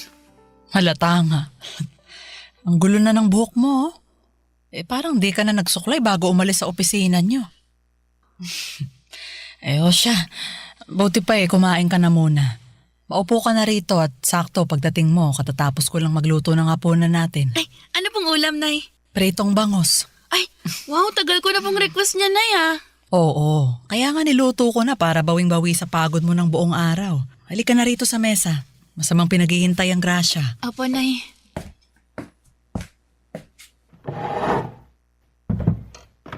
Magdasal muna tayo bago kumain. Sige po. Salamat po sa mga biyaya na patuloy niyong pinagkakaloob sa aming pamilya. Sa pagkain, sa inumin, at sa buhay araw-araw. Marami pong salamat. Amen. Amen. O siya, kain na. Damihan mo anak ha. Kayo rin po, Nay. Mukhang napagod din po kayo ngayong araw eh. Hindi lang naman ngayong araw. Nung nakaraan pa ako parang pagod na pagod. Nagpaalam nga ako sa amo ko dun sa kainan na pinapasukan ko eh. Kako, hindi ako magjo-duty mamaya kasi magpapahinga ako. Ay, opo, Nay. Tama lang na magpahinga kayo kasi grabe naman yung trabaho niyo dun talaga. Kaya nga eh. Biruin mo, nag-straight duty pa ako kanina kasi hindi pumasok yung kapalitan ko. Galing akong panggabi. Ala, ibig sabihin wala pa ho kayong tulog? Oo. Tapos nagluto pa ho kayo ng hapunan natin. Naku, dapat natulog na lang ho kayo. Sinubukan ko naman pero ang tagal mong dumating eh. Kaya nag-alala ako na baka naipit ka sa malalang traffic. Tapos gutom na gutom ka pag uwi mo. Tama nga ako, di ba? Buti na lang nakapagluto na ako. Ay, salamat, Nay ha, pero nag-aalala pa rin ho ako sa inyo eh. Huwag kang mag-alala. Kulang lang naman ako sa tulog. Buti pa kumain na tayo. Sige po. Teka, parang nahihirapan yata akong huminga na. Oh, Nay, anong nangyayari sa inyo? Hirap lang akong huminga na. Nay, Nananakit yung dibdib ko.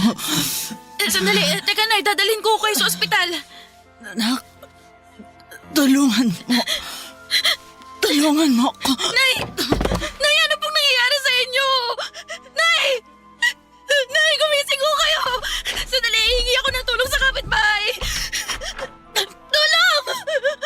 Tulungan niyo ako! Nanay ko! Nanay ko! Tulungan niyo ako! Dali siya sa ospital! Nay! Nay, gising!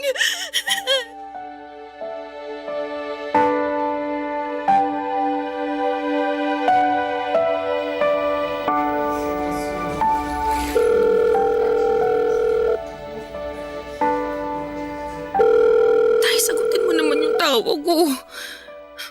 Kailangan kita ngayon dahil nasa ospital si Nanay. Maawa ka naman, Tay.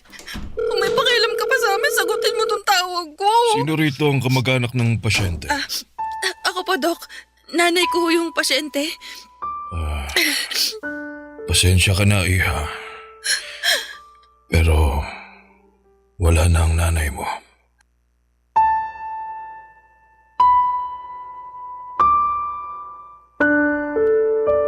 Papadudot namatay ang mama ko dahil sa atake sa puso. At ako lamang mag-isa ng mga panahong yon. Hindi ko nga makontak ang papa ko at wala kong kaideya-ideya kung saang lupalop ng Pilipinas ko siya hahanapin. Dahil sa mga nangyari sobrang tulala ako at halos mawala ng lakas. Buti na lamang at tinulungan ako ng mga nurse doon para matawagan ang mga kamag-anak ni mama. Hindi kami mayaman ngunit nagtulong-tulong sila upang mailabas sa ospital ang bangkay ng mama ko't mabigyan siya ng desenteng burol. Iyak ako ng iyak ng mga panahong yon dahil wala na ang pinakaimportanteng tao sa buhay ko. Sobrang biglaan ang mga pangyayari at walang nakapaghanda sa unos na tumama sa aming pamilya. Litong-lito ako ng mga panahong yon at nagdadalamhati. Tapos isang araw ay biglang nagpakita ang magaling kong ama sa burol ng mama ko.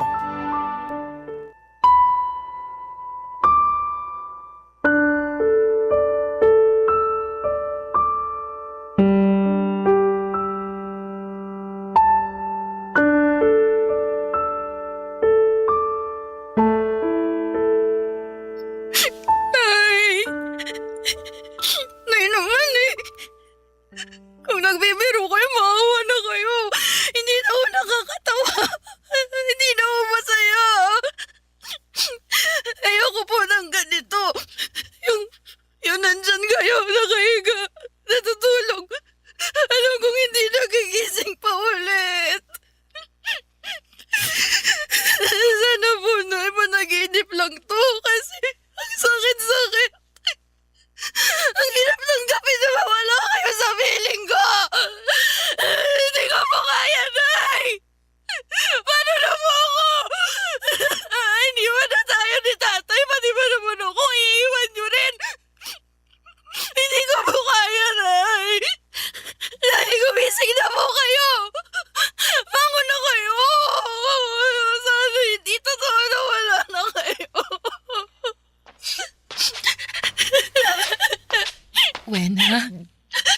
May bisita ka na.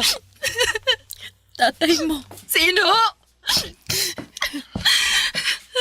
Wena, anak ako ito. Tatay mo. Alam ko na may sama ka ng loob sa kanya. Ayoko sana siyang papasukin dito sa chapel pero nagpupumilit na gusto raw niyang makita ang asawa niya sa huling pagkakataon. Tsaka, burol naman to ng nanay mo, nak. Ayoko naman gumawa ng eksena kaya pinapasok ko na siya. Wala akong kaso yun, Chang. Salamat po. O sige, maiwan ko na muna kayo ha, na makapag-usap din kayo. Sige, salamat po.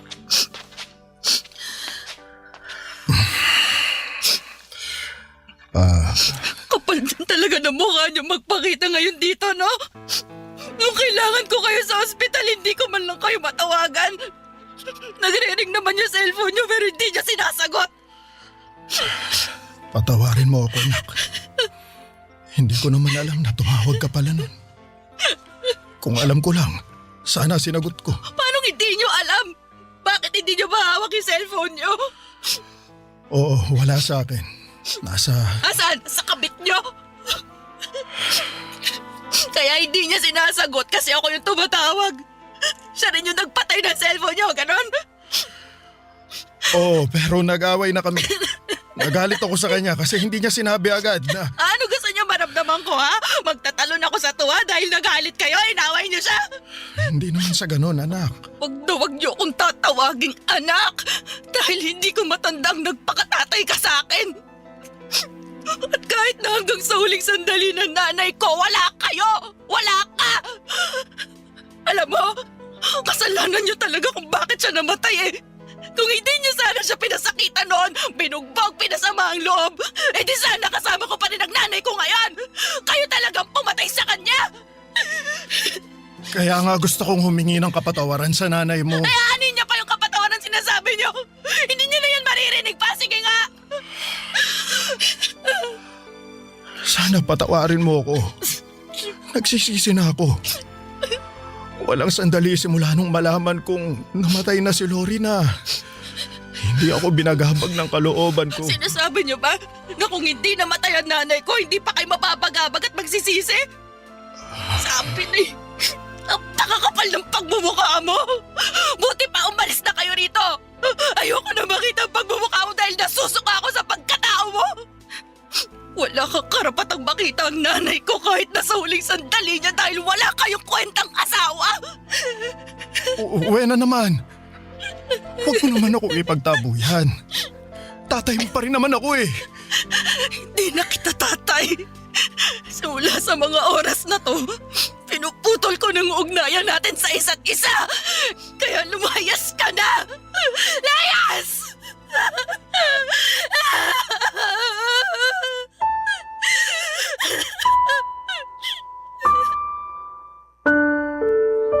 Papadudot malaki ang pasasalamat ko sa Auntie Janet ko dahil pumagitna siya sa amin ni Papa bago pa kami magkainitan. Buti na lamang din at nakinig siya sa auntie ko na umalis na lamang Papadudot. Pagkaalis niya ay napahaguluhol akong muli dahil sa magkahalong galit at matinding sama ng loob.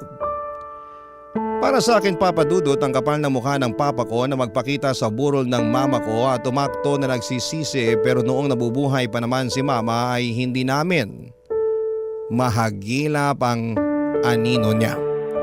Kaya nga pinangatawanan ko na lamang na hindi niya makikita ang mama ko hanggang sa huling hantungan nito. At kahit na masakit, kahit na mahirap mabuhay ay nagpatuloy pa rin po ako. Walang araw na hindi ko nami-miss si mama kahit na ilang taon na ang lumipas. At kahit na alam ko na nandyan pa naman ang papa ko ay hindi ko talaga siya kayang patawarin.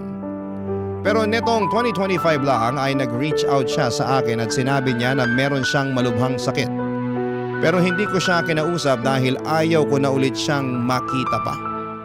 Kung natiis niya kami noon ni mama ay mas kaya ko siyang tiisin ngayon. Hanggang dito na lamang po, Papa Dudut, ang sulat ko. Maraming salamat po sakaling mapili po ninyong i-ere sa programa ninyong Barangay Love Stories. God bless po and more power sa inyong programa. Ang inyong kapuso at kabarangay forever, Wena. Anong say mo sa Barangay Love Stories na ito? Pagkwentuhan natin sa comment section yan. Ang mga kwento ng pag-ibig, kwento ng buhay at kwento ng pag-asa dito sa Barangay Love Stories. Love Stories.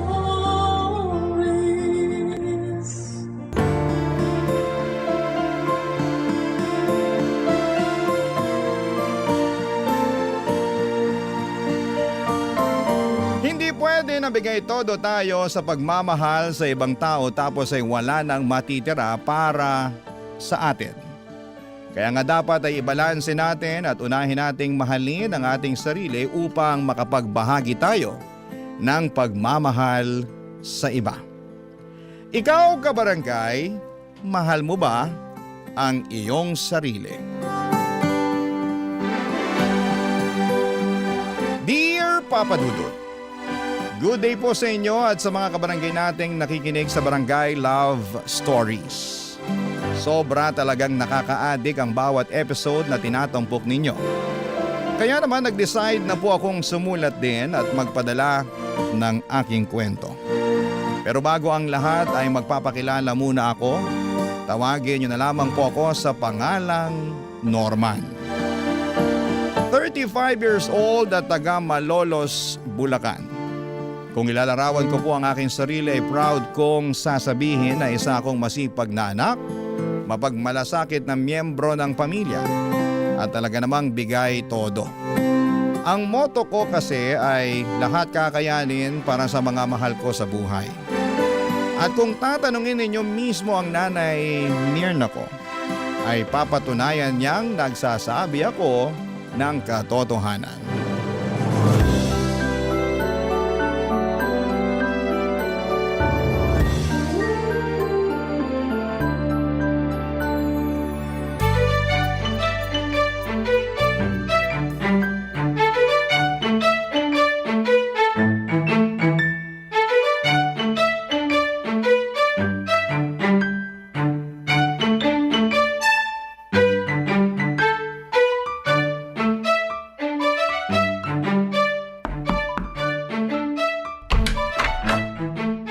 Nay, nandito na po ako. May dala po akong mga grocery. Pasensya na po ang konti ng nabili ko, eto lang. Anong konti? Ang dami-dami na nito. Ay, akin na nga lahat yan ang mailagay ko sa mesa. Tapos maupo ka muna dyan sa sopa para makapagpahinga ka. Sige po, Nay. Salamat po. Ako ang dapat magpasalamat sa'yo kasi gumastos ka na naman para sa bahay natin. Sweldo ko naman po ngayon, Nay. Basta, salamat pa rin. Teka, ikukuha kita ng tubig na maiinom, ha? Mukhang uhaw na uhaw ka na dyan. Medyo nga po eh. Sige po, salamat po.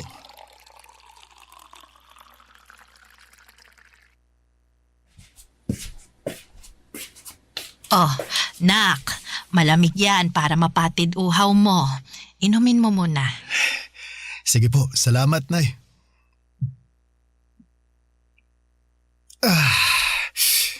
Sarap ng tubig. Tanggal uhaw ko dun. Nako, kawawa naman tong anak ko. Ang dami-daming binuhat. Kaya ko naman po, Nay. Kahit na. Ay, kumain ka na ba? Kung hindi pa, nagluto ako ng paborito mong ulam doon. Yung sarsyadong tilapia. Nako, dinamihan ko na yung itlog at kamatis kasi alam kong gustong-gusto mo yan. Oh! Wow! Ang sarap naman, Nay! Masarap talaga yon kasi punong-puno rin yun ang pagmamahal ng isang ina. Paano? Ipaghahain na ba kita, anak? Nako, mamaya na po, Nay. Gusto ko munang umupo rito sa sofa para naman malapat ko sandali yung puwet at likod ko. Ako na lang din po ang maghahain ng pagkain ko mamaya. Ayaw mo ba na asikasuhin kita? Siyempre gusto ko po, pero chillax na lang po muna kayo dyan. Ako na bahala sa sarili ko. Kakain din naman po ako maya-maya. Teka, may ibibigay po pala ako sa inyo, Nay. Kunin ko lang po wallet ko, ha?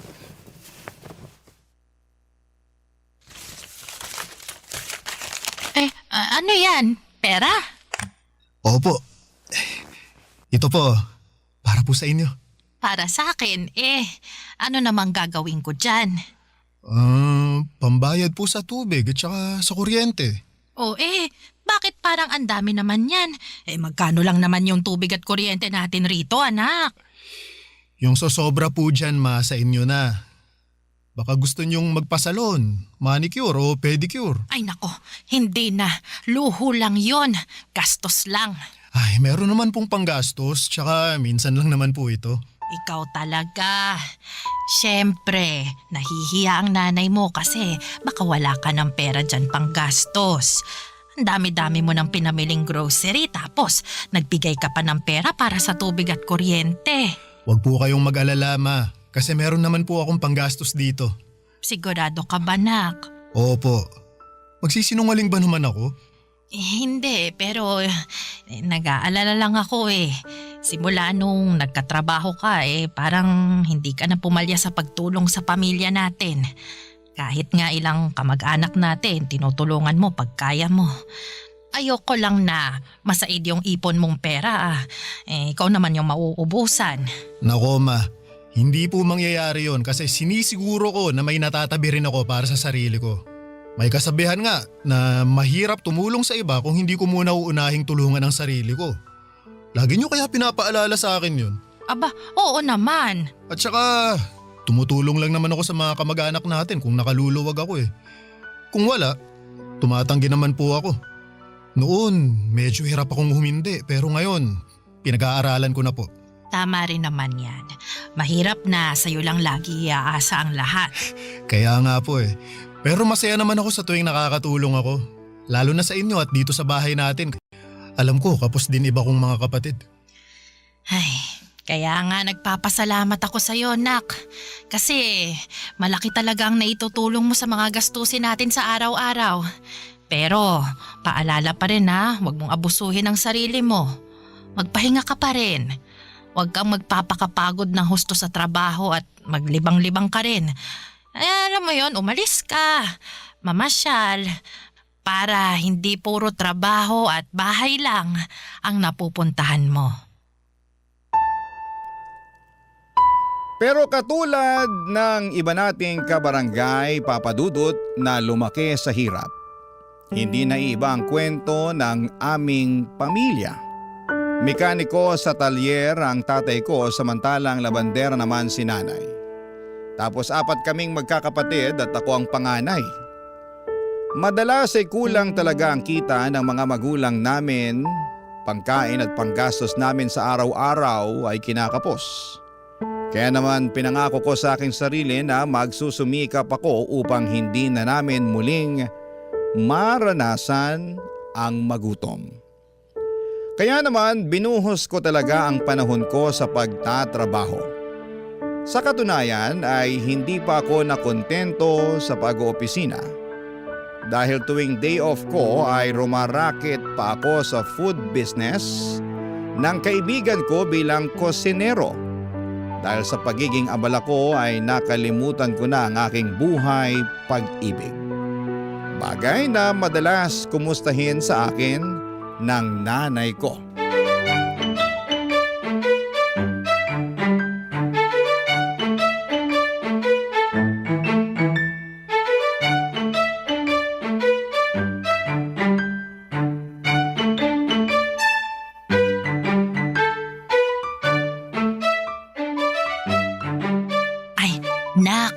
Pwede ba kitang matanong? Sige po, ma. Ano po yun? Ilang taon ka na nga ba ulit? 34 na po ako ngayong taon. Bakit po? Lagpas na pala sa kalendaryo yung edad mo. Pero ni isang babae, wala ka pang nababanggit o pinakikilala sa akin na nililigawan mo. Nak, may bala ka pa bang mag-asawa? Siyempre, ma. Meron po. Kailan mo naman bala? Kasi nagkakaedad ka na. Nung panahon namin, ganyang edad, may 5 ng anak. Ay, iba naman po yung panahon nyo sa panahon natin ngayon. Saka sa totoo lang, wala po akong oras makipag-date dahil busy ako sa pagtatrabaho. Oo nga Kahit day off mo doon ka naman sa kaibigan mong si Tio pumapasok. Wala ka ng pahipahinga. Masaya naman po ako na marami akong ginagawa Saka nakakapagpahinga naman po ako Pero wag mo pa rin kalimutan mag-love life. Kasi baka magulat ka na lang, tumanda ka ng binata. Naman, wala naman po sigurong problema kung tumanda akong binata, di ba? Wala nga, pero masarap pa rin yung meron kang sariling pamilya at saka mga anak. Oo, mahirap ang buhay pero naniniwala naman ako na gagawin mo ang lahat para itaguyod yung pamilyang bubuuin mo Malaki ang tiwala ko na magiging mabuti at responsable kang padre de pamilya. Sige po, Ma. Kapag meron na po akong natitipuhang babae, kayo po ang unang makakaalam. Abay, dapat lang kasi nanay mo ako. Ako ang dapat una mong pagsabihan dahil kung hindi magtatampo ako. Thank you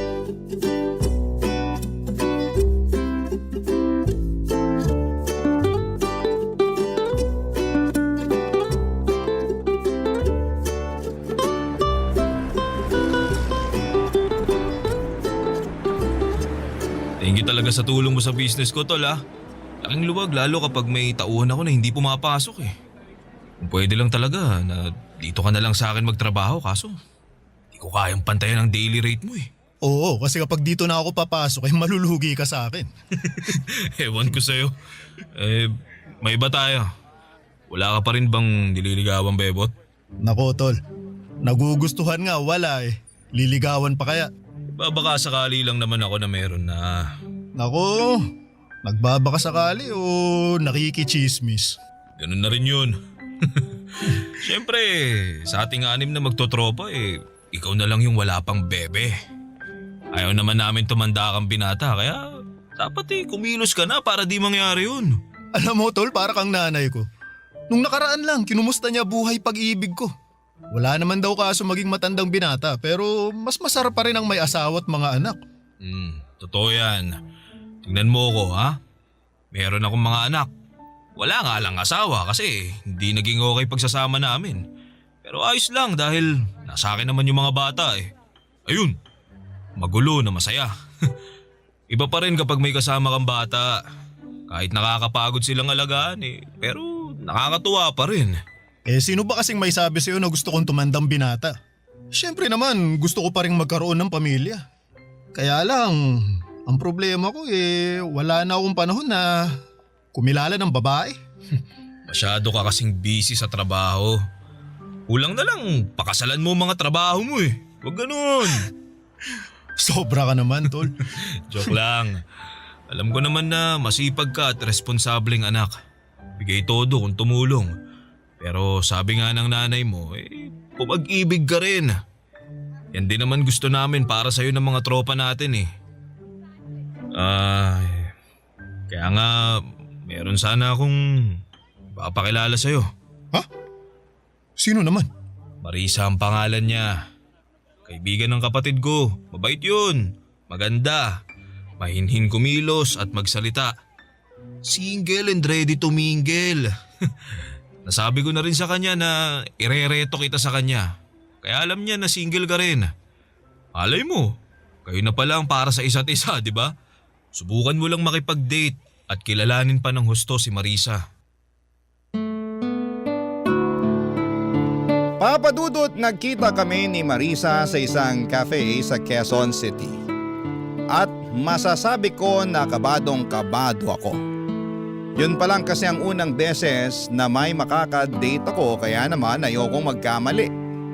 Pero buti na lamang at mabait si Marisa at malumanay magsalita.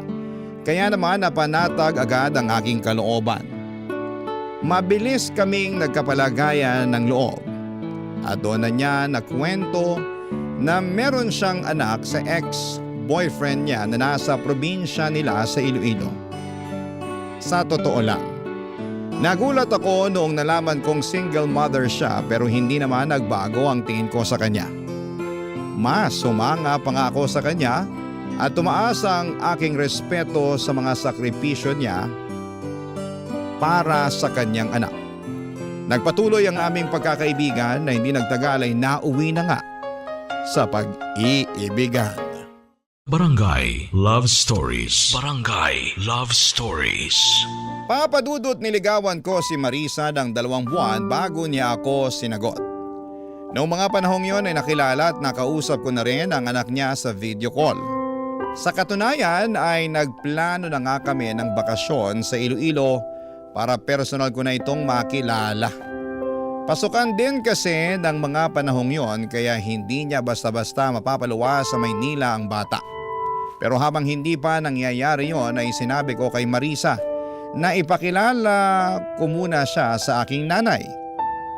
Hindi ko pa siya naisasama noon sa bahay dahil pareho pa kaming busy sa aming mga trabaho. Pero palagi ko siyang nakukwento sa nanay ko kaya naman sabik na sabik din ito na makilala siya. Hanggang sa dumating na nga ang araw na yon.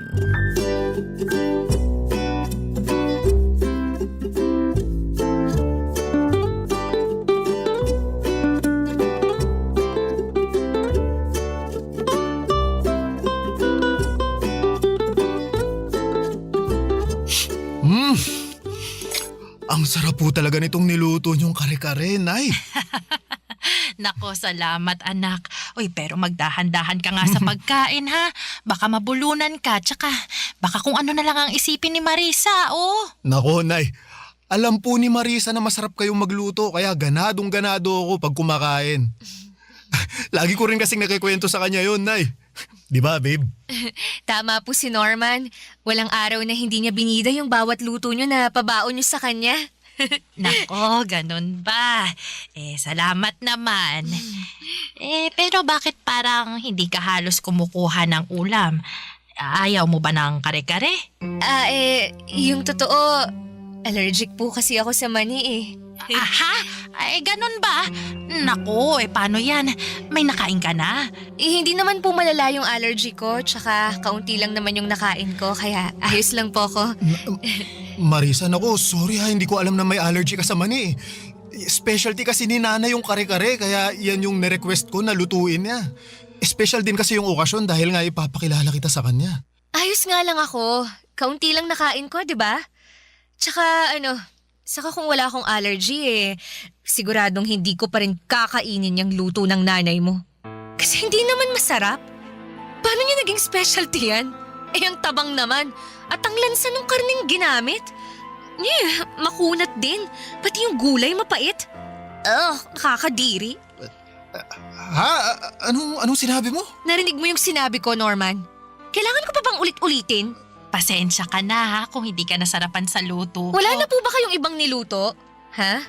Kasi hindi ko makakain yung kare-kare na yan. Baka hindi lang malalang allergy abutin ko dyan eh. Baka sumakit din tiyan ko. Sige. Teka, ipagluluto kita ng ibang ulam na makita ko sa ref natin. Nay, wag na, Nay. Order na lang tayo. Wag ka nang umorder. Gastos lang yan. Tsaka meron pa naman tayong mga sangkap dyan sa ref. Ako nang bahala, ha? Kumain na lang kayo dyan, ha? Sandali lang, magluluto lang ako. Nay! Marisa, mag-usap nga tayo dun sa labas. Bakit sa labas pa? Pwede naman dito na lang sa mesa. Mamaya malamok pa dun kagatin pa ako. Please, Marisa, kahit sandali lang. Ay, nako! Kakainis ka talaga.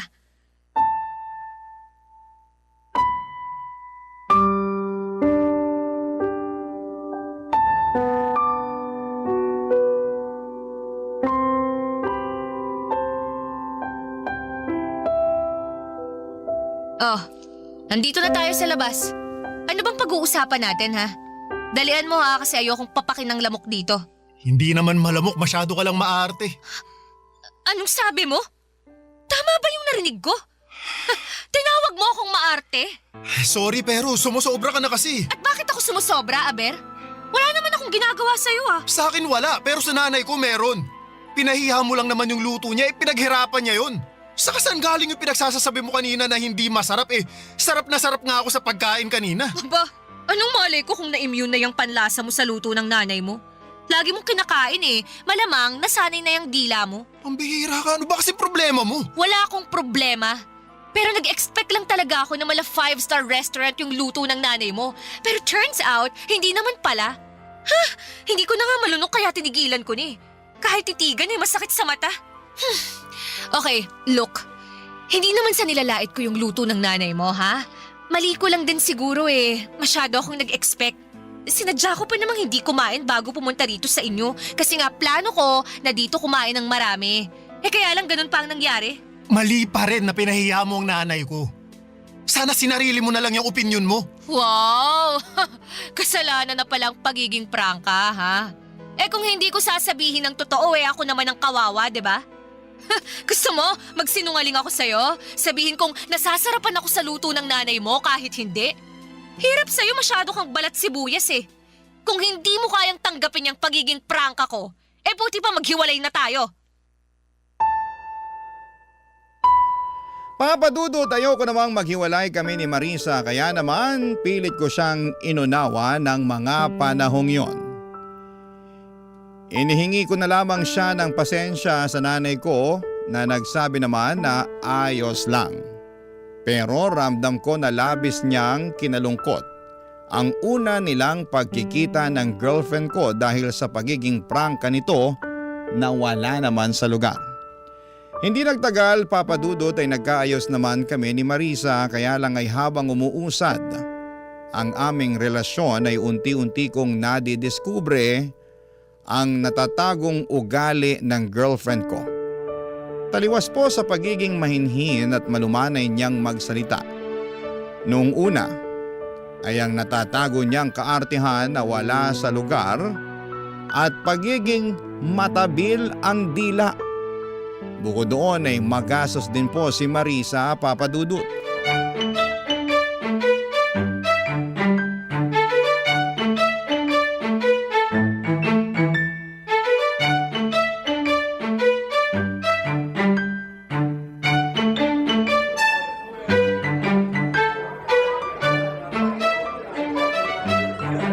Alam mo, gustong-gusto ko talaga sa cafe na to. Aesthetic Sigurado akong pupusuan na naman ng mga friend ko online yung My Day ko. Aesthetic nga pero di naman masarap yung kape saka ang mahal ng menu nila. Sabi ko naman sa'yo, subukan natin sa iba Meron akong alam na kabubukas lang pero maraming magagandang review. Ayoko sa iba. Gusto ko rito. Hindi bagay yung beauty ko sa mga pipitsuging kainan, no? Maawa ka naman sa akin. Maaate mo ba na i-date ako sa isang mabaho at mumurahing lugar? Marisa, para sa kaalaman mo, hindi mabaho yung lugar na gusto ko sanang puntahan natin sa date natin ngayon.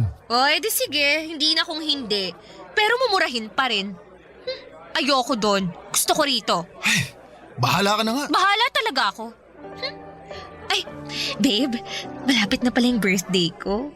Ano palang plano mong regalo sa akin? Ano? Don't tell me, nakalimutan mo na Sige ka, magtatampo ako.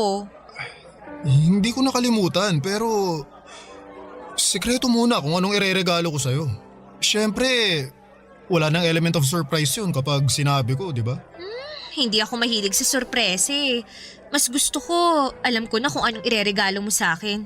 Para naman masabi ko agad sa'yo kung magugustuhan ko yun. Anong ibig mong sabihin? Para lang hindi masayang yung pera mo. Dapat magugustuhan ko talaga. At saka para sigurado na magugustuhan ko, ako na lang ang pipili o magsasabi kung anong ireregalo mo sa akin, di ba? Hayaan mo na yung surprise na yan. Madali naman yung pikiin sa social media. Ang totoo, wala pa talaga akong naiisip na regalo pero hindi naman ibig sabihin nun wala akong ibibigay Masyado lang kasi akong maraming iniisip nitong nakaraan kaya… Okay lang naman. Kaya nga tinanong ko para matulungan kita Alam mo kasi, marami akong gustong bilhin. Pwedeng ikaw na bumili ng iba dun para mabawasan yung nasa listahan ko. Yun na lang ang iregalo mo sa akin sa birthday ko.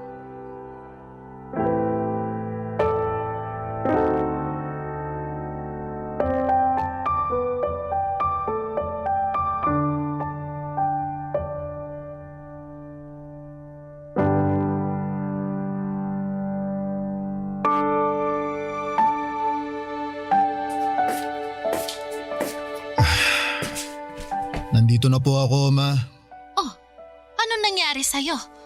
Bakit malungkot ka, anak? Wala po ito. Pagod lang po ako sa trabaho. Gusto mo ba ng tubig? Wag na po ma, hindi naman po ako nauuhaw. Upo na lang po muna ako kasi kanina pa nangangalay itong balakang ko eh. Nakasabit kasi ako sa jeep pa uwi para lang makauwi rito. Grabe, wala ako halos masakyan tapos ang lakas pa ng ulan. Eh nako, bakit hindi ka na lang nag-taxi o di kaya nagrenta ng kotse para makauwi rito? Eh, wala na po kasi akong cash eh tapos hindi ko naman magamit yung card ko dahil nasagad ko na. Wala pa akong pambayad kasi sa susunod na linggo pa yung sweldo namin. Oo nga pala ama. Pasensya na po pala kasi baka hindi ako makapagbigay para sa grocery natin sa sahod ko eh. Unahin ko lang pong bayaran yung credit card ko kasi baka magka-penalty po ako. Mahirap na. Ay, wala namang kaso yon kasi nandyan pa naman yung mga pinamili mo. Pero matanong ko lang ha, hindi naman sa nangingialam ako pero ngayon ko lang yata narinig na nasagad mong paggamit ng credit card mo. Tapos naubusan ka pa ng cash eh, hindi ka naman ganyan nak. May binili ka ba o nanakawan ka? Hindi po ako nanakawan ma pero tama po kayo na may binili ako. Binilahan ko po ng bagong cellphone si Marisa kasi birthday niya po ngayon. Yun po kasi ang request niya eh. Tapos kumain kami sa labas kaya ayun. Naubos naman yung cash na dala ko. Barya na lang ang natira kaya hindi na nga ako nakapag-taxi pa uwi. Ganun ba? Ay, buti na lang ligtas ka pa rin na nakarating dito sa atin, nak. Di bale, sa susunod, siguraduhin mo na lang na may ititira ka pang pamasahe. O di kaya, kapag wala ka na talagang pera dyan, edi tawagan mo ko.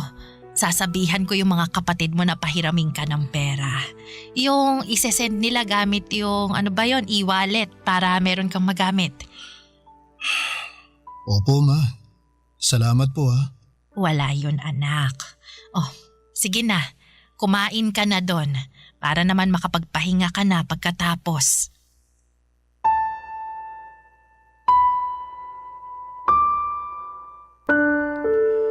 Papadudot hiyang-hiya ako sa nanay ko ng mga panahong yon. At bagaman sinabi niya na wala namang kaso kahit magkano lamang ang ilaan ko para sa bahay namin ay hindi pa rin mawala sa akin yung pakiramdam na nagkulang ako. Sa kabilang banda ay ayoko namang makaramdam ng pagsisisi na mas inuna kong bilhin ang birthday gift ni Marisa up to the point na nagipit na ako.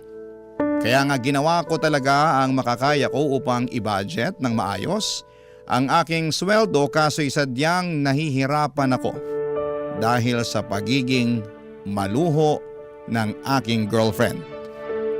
Hindi ko na lang namalaya na naubos na pala ang ipon ko sa mga bagay na pinabibili niya na hindi lang para sa kanya kundi maging sa anak niya. Hindi ako maramot na tao. Pero nung time na yon ay nasaid na talaga ako papadudot. Hindi lang sa pinansyal, kundi maging emosyonal at mental. Barangay Love Stories. Barangay Love Stories. Sa kabila ng lahat ay mas nanaig pa rin sa akin ang pangunawa at pagmamahal kay Marisa papadudot. Kaya naman kahit halos maubos na ako ng mga panahong yon ay nagtitiis ako. Maasikaso naman din kasi si Marisa at bumabawi siya sa akin kapag pakiramdam niya ay nagkukulang na siya. Malambing naman siya pero mas madalas nga lang kapag may kailangan siya nangyayari yon. Hindi nga nagtagal ay ibinalita sa akin ni Marisa na buntis siya papadudot. Pero naging maselan yon. Kaya naman nag-decide kami na tumira muna sa bahay namin para maalagaan siya ng nanay ko. Complete bed rest ng 3 linggo ang rekomendasyon ng OB niya dahil hindi makapit si baby at ayaw naman namin na may mangyaring masama sa anak namin. Kaya nga malaki ang pasasalamat ko sa nanay ko na nagboluntaryo siyang alagaan si Marisa. Akala ko ay maayos ang turingan nila sa isa't isa pero nagkamali pala ako papadudot. Isang beses ay narinig ko sila na nagtatalo sakto galing akong banyo dahil katatapos ko lamang maligo.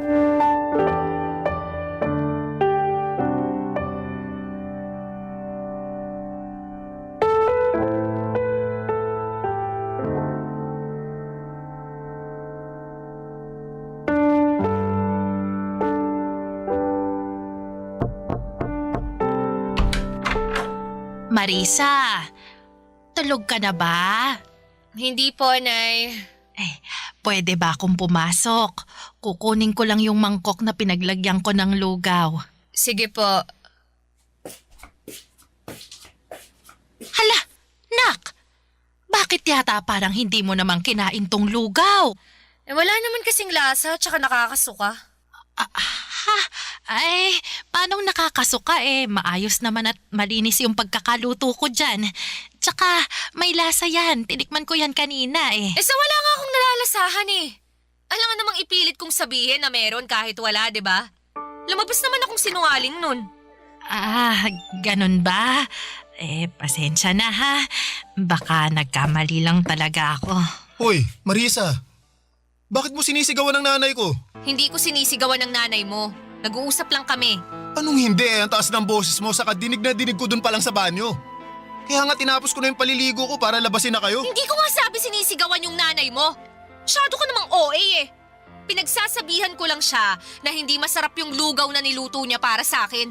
Tsaka, bakit ba siya panipakain sa akin ng lugaw? Wala naman akong sakit. Nagkataon lang naman talaga na kailangan kong humilata sa higaan na to ng 3 linggo, pero hindi naman ibig sabihin no na hindi ko kayang ngumuya ng matinong pagkain. Ayoko niyan. Hindi ako nabubusog dyan tapos ang tabang pa. Marisa, pwede mo namang sabihin ng maayos sa nanay ko Hindi yung ganyan na pinagsasalitaan mo pa siya ng hindi maganda. Teka nga, abogado ka ba ng nanay mo?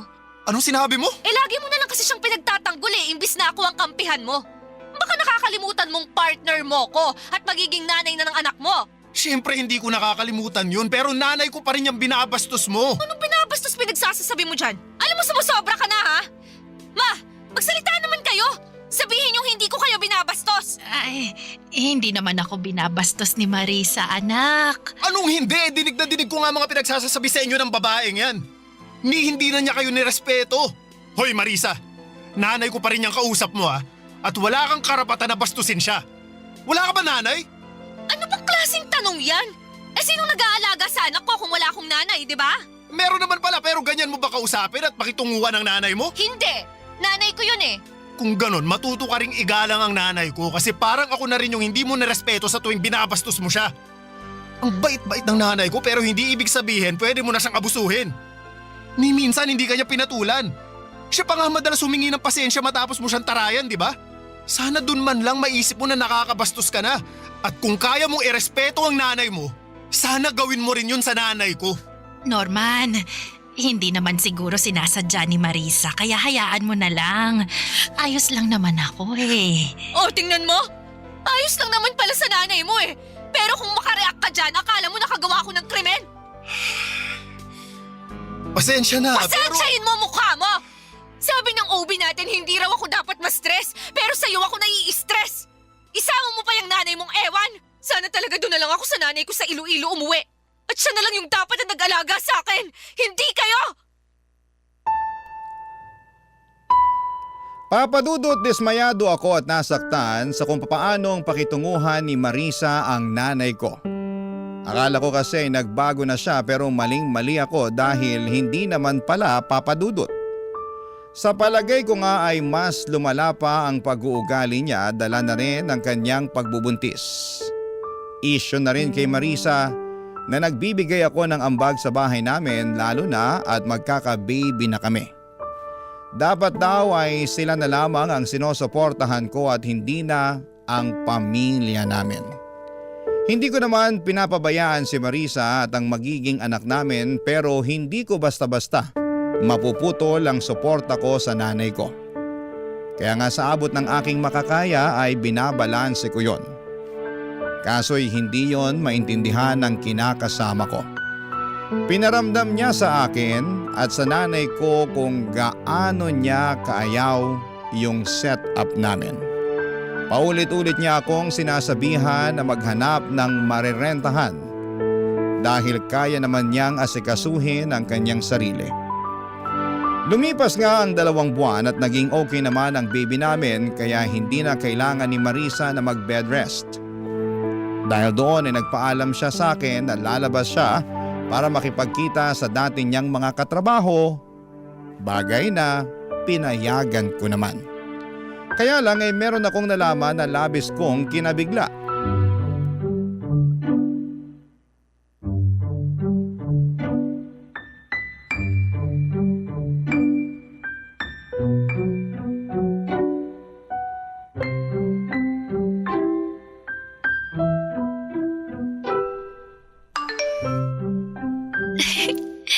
Ano ba naman tong lalaking to?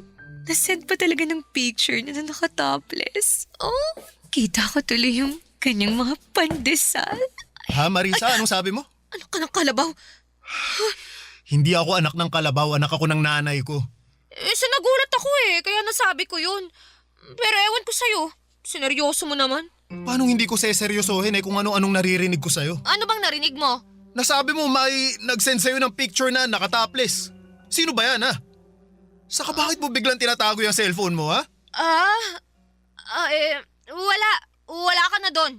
Anong wala ako doon? May tinatago ka, no? Tangero ka, ha? Wala akong tinatago sa'yo. Kung wala, edi patingin ako ng cellphone mo. Akin na. Akala mo hindi ko napapansinan nitong mga nakaraang araw palagi kang nakatutok dyan sa cellphone mo, ha? Narinig pa kita na may kausap ka nung isang gabi. Kaya akin na, patingin ako niyan. Gusto kong malaman kung sino ba yung kausap mo niyan. Ayoko nga. Ganon. Pues aagawin ko na lang sa'yo kung ayaw mong ibigay. O ano? Kahit ayaw mo nakuha ko naman na. Norman, please sa akin yung cellphone ko. Parang awa mo na, ibigay mo na sa akin yan. Ha? Ba't mo gagawin yun? Kasi may tinatago ka na ayaw mong malaman ko? Hindi. Ayan o. Sakto, ang daming mensahe ng kausap mo. Tingnan ko nga kung sino tong hayop na to. Norman, wag! Ano to? Bakit kayo magkausap ni Theo, ha? At bakit siya nagpapadala ng mga hubad na litrato sa'yo?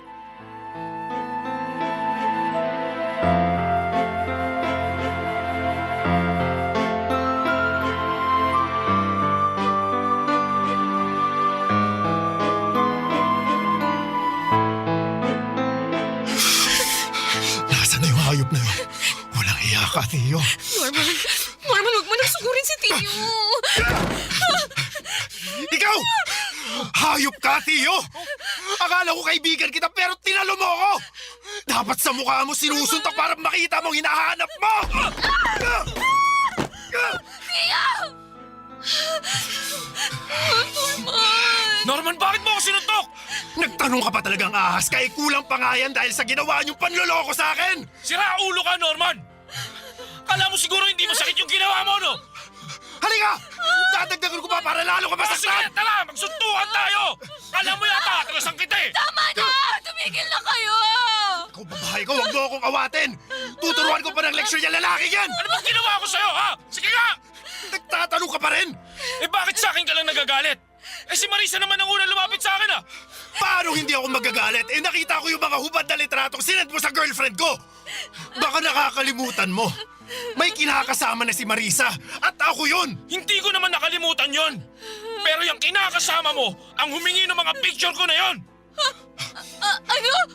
Hindi totoo yan! Anong hindi totoo? Sabi mo gusto mong makita ang katawan ko kaya nag-send ako ng picture. Kaya lang nagpahuli ka naman kay Norman kaya yari tuloy tayong dalawa. Tio! Sumusobra ka na, Norman! Alam mo hindi kita papatulan, ha? Sige! Magsuntukan tayo! Para lalo ko mapadugo yung bastos mo ka! Ano ba kayo? Sinabing tama na eh! Makinig naman kayo sa akin! Huwag akong magsabihan at awatin mo kundi ang Norman na yan! Siya naman na noon ang nanunto ka! At pag-amok dito sa pamamahay ko! Meron akong dahilan kung bakit ko ginawa yon! Tinalo mo ako, tol! Akala ko pa naman magkaibigan tayo! Tigil na kayo sa amin! Ang sakit! Marisa! Marisa! Marisa, nagdudugo ka! Ang baby ko! Ang baby ko! Tulungan niyo ako! Ang baby ko! Dalhin niyo ako sa ospital!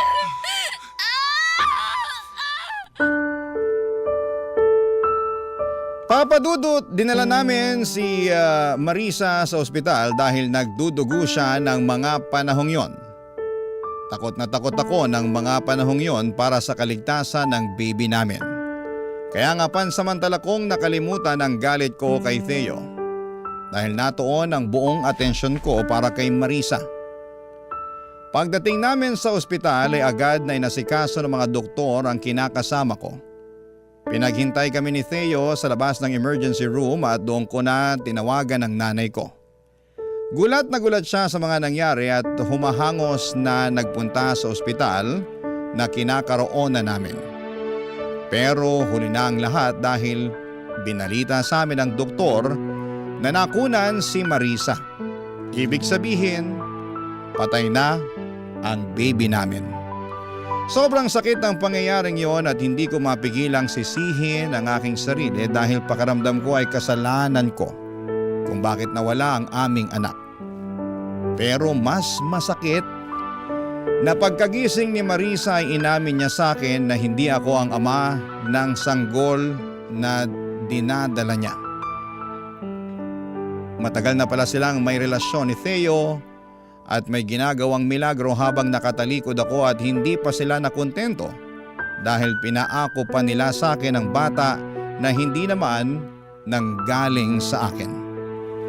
Kaya nga noong araw ding yon ay nakipaghiwalay na ako kay Marisa at tinapos ko na ng tuluyan ng pagkakaibigan namin ni Theo. Sa kasalukuyan ay nagmo-move on ako, Papa Dudut. Tinuring ko na lamang na blessing in disguise ang redirection na nangyari at mas nag-focus na lamang ako sa aking pamilya na siyang tunay na nagmamahal sa akin. Hanggang dito na lamang po ang sulat ko. Maraming salamat. Sakaling mapili po ninyong i-ere sa Barangay Love Stories. Ang inyong kapuso at ka-barangay forever, Norman. Ako? Gigil na gigil talaga ako sa nangyayari sa kwento natin. O ikaw, kabarangay, kumukulo rin ba dugo mo? Pwede kang mag-iwan ng comment sa ating comment section.